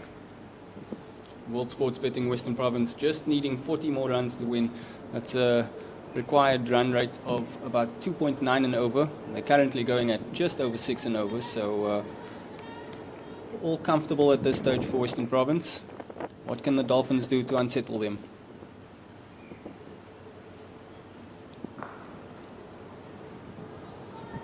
Clipped away by Goodall. They'll go for the second and they'll get there quite comfortably. I think what the Dolphins can do to upset Western Province is in the form of Jade de Figueiredo. And yeah, she's out on the boundary.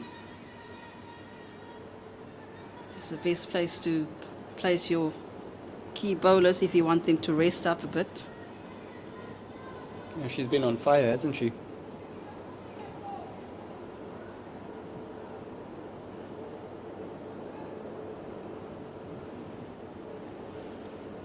Oof. Playing a miss from Goodall. Beaten by Benetti this time. One thing I must just add is that Dolphins seems to have a lot of discipline with the bowling. No extras. Well, one extra only allowed. So it's very good for them at this stage. Yeah, especially when comparing it to the start Western Province had with the ball in hand. They quite loose in those first 5 overs with a couple wides here and there. So far on the Dolphins end, it's just been the leg by. And as we mentioned it, Commentator's curse. Second extra for this innings.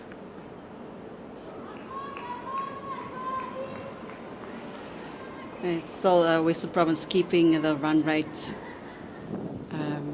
so that they can get at least 4 to 5 runs per over. They've consistently approached it like that. Final delivery.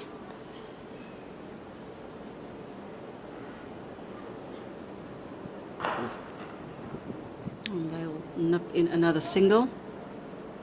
another one of those low full tosses from Benetti, but Goodall just playing across the line, which meant she didn't get quite all of it. That takes Western Province to 43 without loss.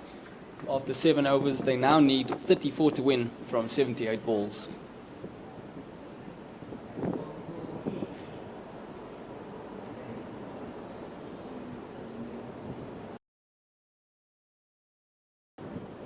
And there'll be a change in the bowling attack. It appears like Alexandra Candler will be coming in from the one big end, just to shake things up a bit.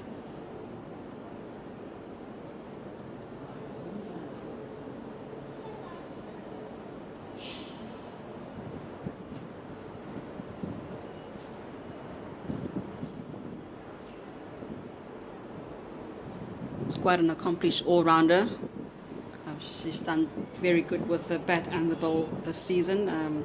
She's a top bowler for this format during the season, having already collected 7 wickets with an average of 12.42.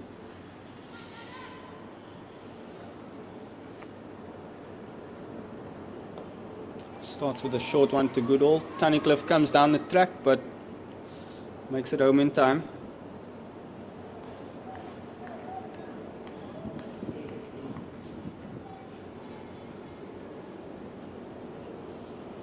And all Western Province need to keep doing here is just plugging away, trying to rotate the strike.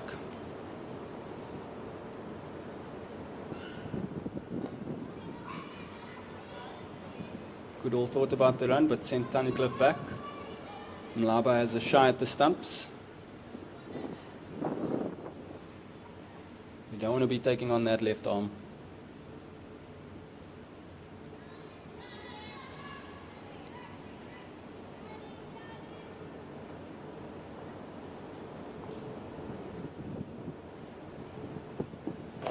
Goodall goes big, over the top, straight and to the boundary.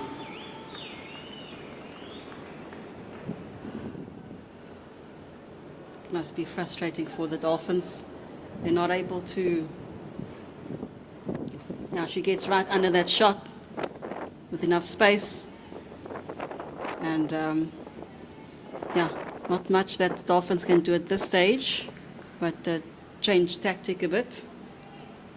The Western Province has got that solid resolve, ensuring they get that 4 to 6 runs per over.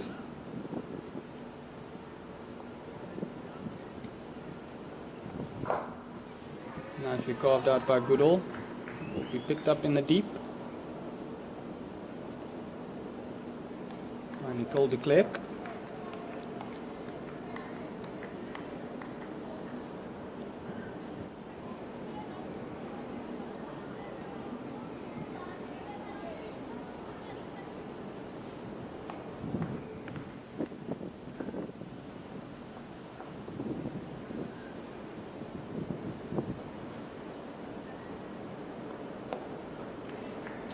Gone for a quick single, and Tunnicliffe comfortably in to take the score to 49 without loss. One more ball to come in the 8th over.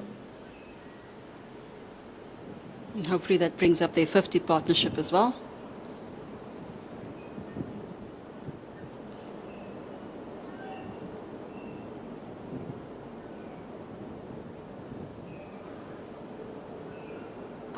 Nicely played by Goodall, straight and through, wonderfully stroked down the ground.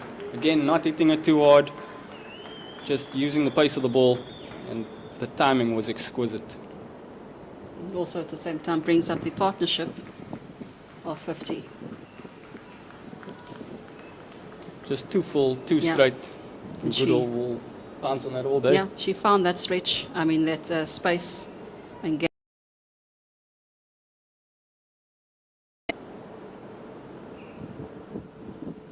So Western Province now 53 without loss, needing 24 for victory. And you would imagine that both Goodall and Tunnicliffe will want to see this through and make sure that they go into tomorrow's game feeling full of confidence. I mean, not to say that they aren't confident enough already. Well, they are top of the log at the moment, and I don't think anyone's going to be able to catch up with them, even if they are winners in the other matches taking place tomorrow. Knights playing against the Badgers in Bloemfontein, and DP World Lions playing Fidelity Titans. And should either of those teams win, they will not edge past Western Province. Bonetti to continue from the Calvin Grove end with a second over. It's flicked off the legs by Faye Tunnicliffe. Will it make its way to the boundary? Yeah, it gets there safely. Jade de Figueiredo is just a little bit too far to have stopped that ball off there. It's delicately played by Faye Tunnicliffe. And Western Province looking very relaxed out there. Calm, cool, collected. 20 runs away from the target.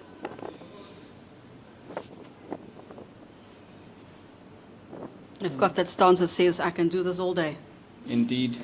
I'm sure it helps having your teammates standing on the balcony cheering every run, every single step of the way. The noise from the ground, it's from the Western Province camp.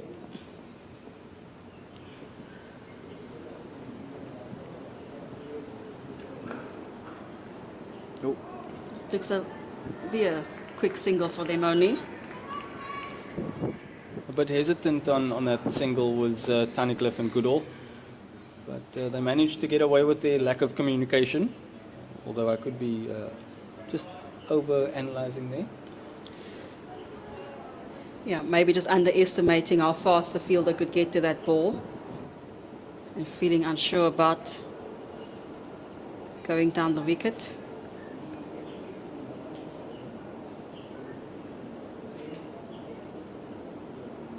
So Dolphins just reorganizing their field, bringing in third into a more gully position. And sending mid-on down to the boundary. Goodall's been playing that straight shot very well. Oh, it's a bit uppish. And she manages to squeeze it away to the boundary, does Lara Goodall. Was a little bit overpitched, was a bit almost a Yorker length really, and Goodall's managed to carve that out and beat the inner ring. And Turning out to be a very expensive over for Banetti, already conceding 9 runs, which is quite a whopper at this stage of the game, given what they're chasing.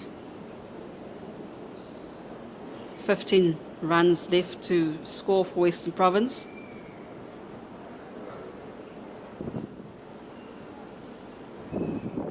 oh, Goodall gives herself a bit of room, but finds herself being cramped for space, and she just picks out the fielder at mid-off. Dot ball for Banetti.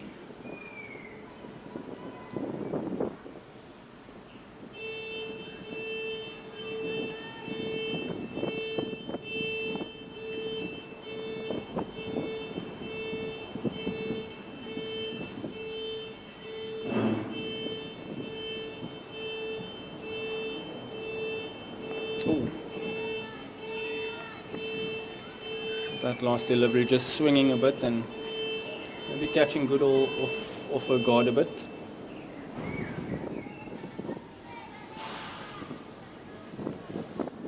Dolphins is looking for that edge just to get a wicket, and I think, Faye Tunnicliffe and Lara Goodall be on their guard not to take any risky shots.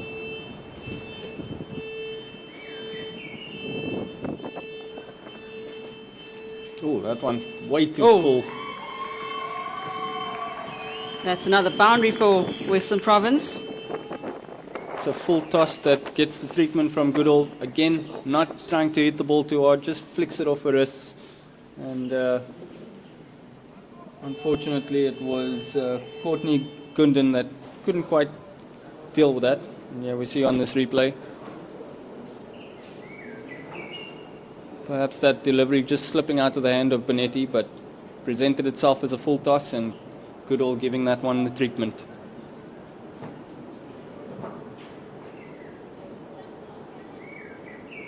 Currently in the 10th over, and Western Province requiring 11 to win. They could get that within the next 2 overs if they continue at this pace.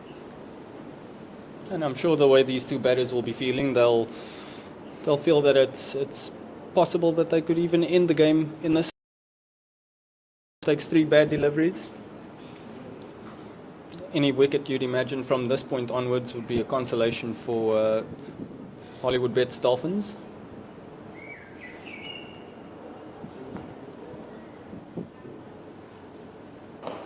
It's up in the air, and that'll reach the boundary with no effort at all.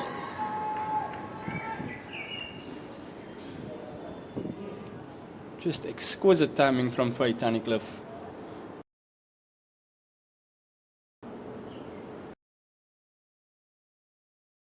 Straying a bit too straight. It's in Faye Tunnicliffe's arc.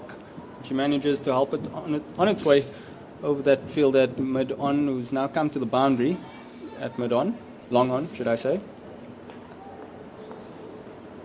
7 more to win for World Sports Betting Western Province.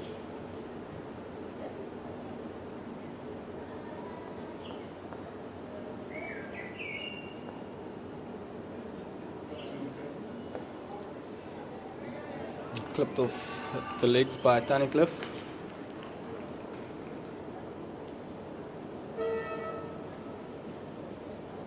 Any one of them get to hit the maximum, then World Sports Betting Western Province is arrived at their score. And ironically enough, we haven't seen a maximum today yet. I'm not sure how heavy that ball is at the moment, and whether that's even going to be possible.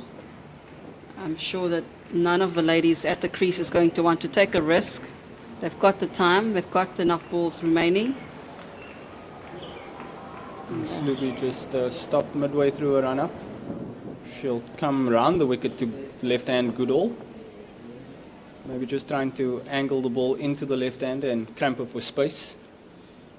Might just work in Goodall's favour because she's been playing that straight shot very well so far.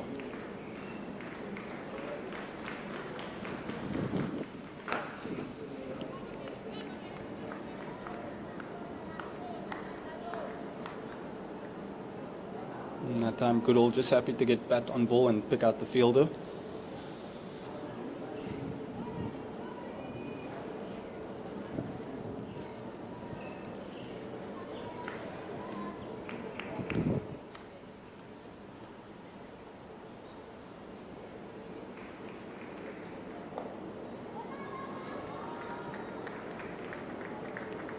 The width. Umpire Itzebet says that's okay for now, just inside the line there.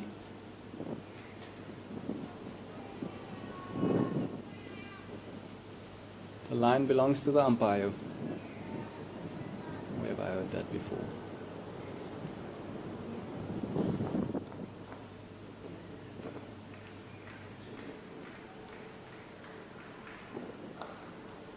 That's cut away. Will it make its way to the boundary? They'll get 2 runs, or maybe not. Better to be safe. Faye Tunnicliffe sends Laura Goodall back just in time. Dolphins a little bit too quick on that fielding for them. And that brings us to a score of 73 for no loss and 4 runs required in order to reach the target. Sure, there's a level of confidence within Western Province that they can do it within the next over. Unless cricket is cricket and something happens. Have you just tempted fate?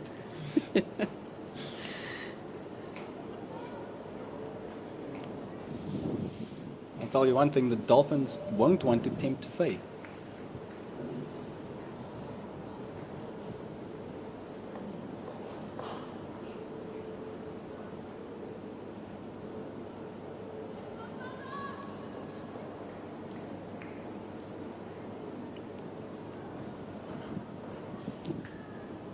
Zintle Mali to continue from the Calvin Grove end. Starts with a full delivery and nicely kept out by Faye Tunnicliffe.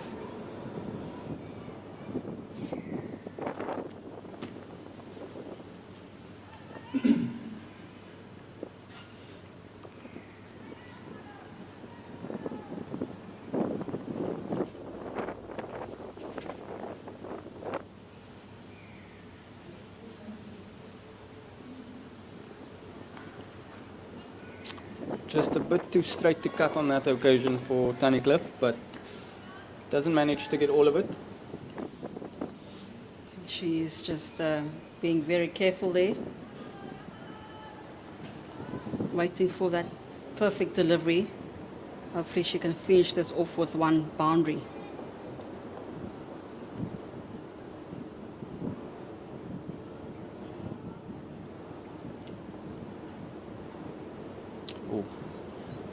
Certainly Mali not having a great run up there. Having to recalculate. Not happy at all there. Something maybe just disrupting her rhythm during a run-up. She's now back to a mark and ready to try again.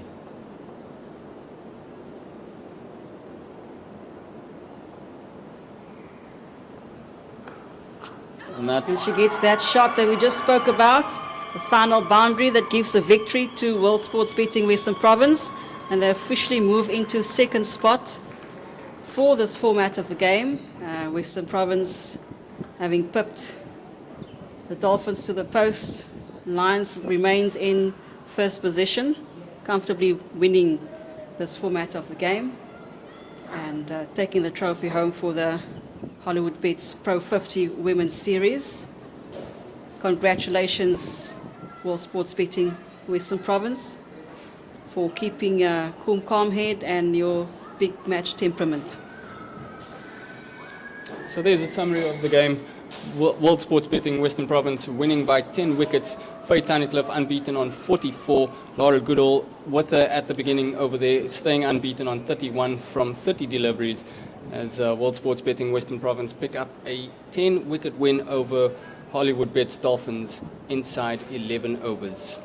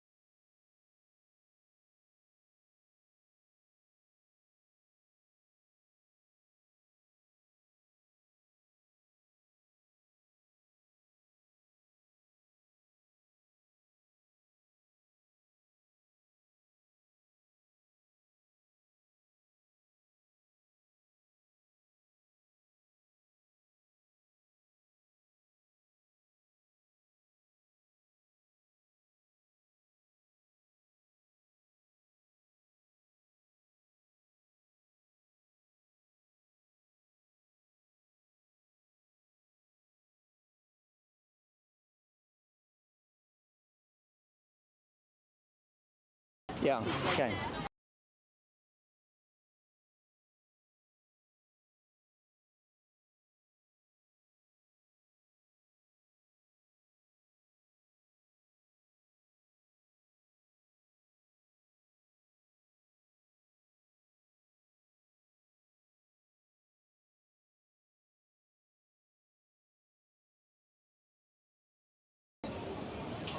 So welcome here to the post-match chat with the captains. Nondamiso, not the result that you wanted today, but really kudos to you and your team for playing on here in these conditions. Yeah, okay, it's happened. Things like this happened in the game. But I won't say I'm mad for what happened. We're still in the competition. We're still in the top 6. So there is a positive there. It's just that we need to come back next season. We need to fight we can't just fight for first half and then let it go for the second half. We just need to fight throughout. But all in all, congratulations to them. And then, yeah. You must be incredibly proud of your team, though. I mean, as you said, first half of the season, 6 out of 6, and then just the second half, it's been very difficult for you. But you've had some fantastic performances throughout the season, both you personally and some of your team. Alexandra Candler at the top of the run-scoring list. How proud are you of them? As I said, I'm really proud of them, and they know that.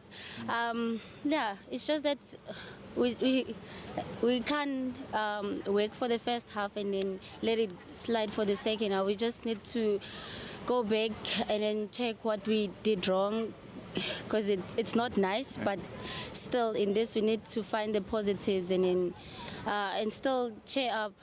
Yeah. Well, we wish you all the best for the match tomorrow. Still the Pro50 to take place tomorrow, and there as well. You're in second position on the log, so looking good for that second place finish. Wishing you all the best for that tomorrow, and thank you very much for the game today.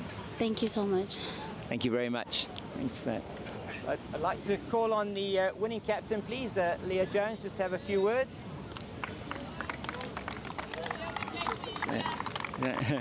So, Leah, congratulations. Shortened game, and as I said to Nondamiso, kudos to both you, your team, and her team for getting out there into the middle. Yeah, 100%. Obviously, we've got to thank the ground staff too. They did an amazing job just to get us out there. But yeah, we're happy to get the game on and happy to get the win. Yeah, I mean, early on it was a very good bowling performance that really set it up. So when you had the revised target, it was within your reach, and then a very good batting effort to knock that off very quickly. Yeah, 100%. I think today just summed up a good team performance, all in all. So yeah, happy to get over the line and happy that everyone contributed. And that will take you to second place on the Hollywoodbets Pro50 log, which is when earlier on, a couple of matches ago, you perhaps didn't feel you would get there. Yeah, I think we'll take second place considering what happened during the season. So yeah, we're happy with where we ended, and obviously that's what we were fighting for today. So happy with it, yeah. So looking forward to tomorrow, the Hollywoodbets Pro20 last game of the season. You are already champions. You will be crowned champions tomorrow. How much are you looking forward to that? Yeah, 100%. I think all the girls are really excited. So yeah, can't wait. Wonderful. Thank you very much, Leah. Thank you. So now we'd just like to announce the player of the match. So there are a couple of outstanding performances, and particularly from a bowling point of view, some outstanding performances with the ball. Sinaleto Yaso, some great keeping from Jaylee Philander with the 3 catches, and then knocking off the runs, a very good 44 and very good partnership. 44 from Faye Tunnicliffe and 30 from Laura Goodall. And really congratulations to both teams for putting in the effort to be here on the field and to play this game. I really think you can give yourselves a real round of applause for that. Well done. But the player of the match for her 6 overs, 3 for 17, really breaking the back of the Dolphins innings, is Leah Jones.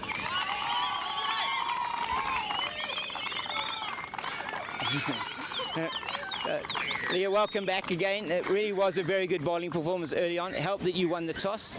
Yeah, 100%, and I think we also again got to thank the ground staff, because I think the deck they gave us was more suited for our bowlers, and for a change we at least got a bit of green on the deck and not a flat track. So yeah, obviously happy, and yeah.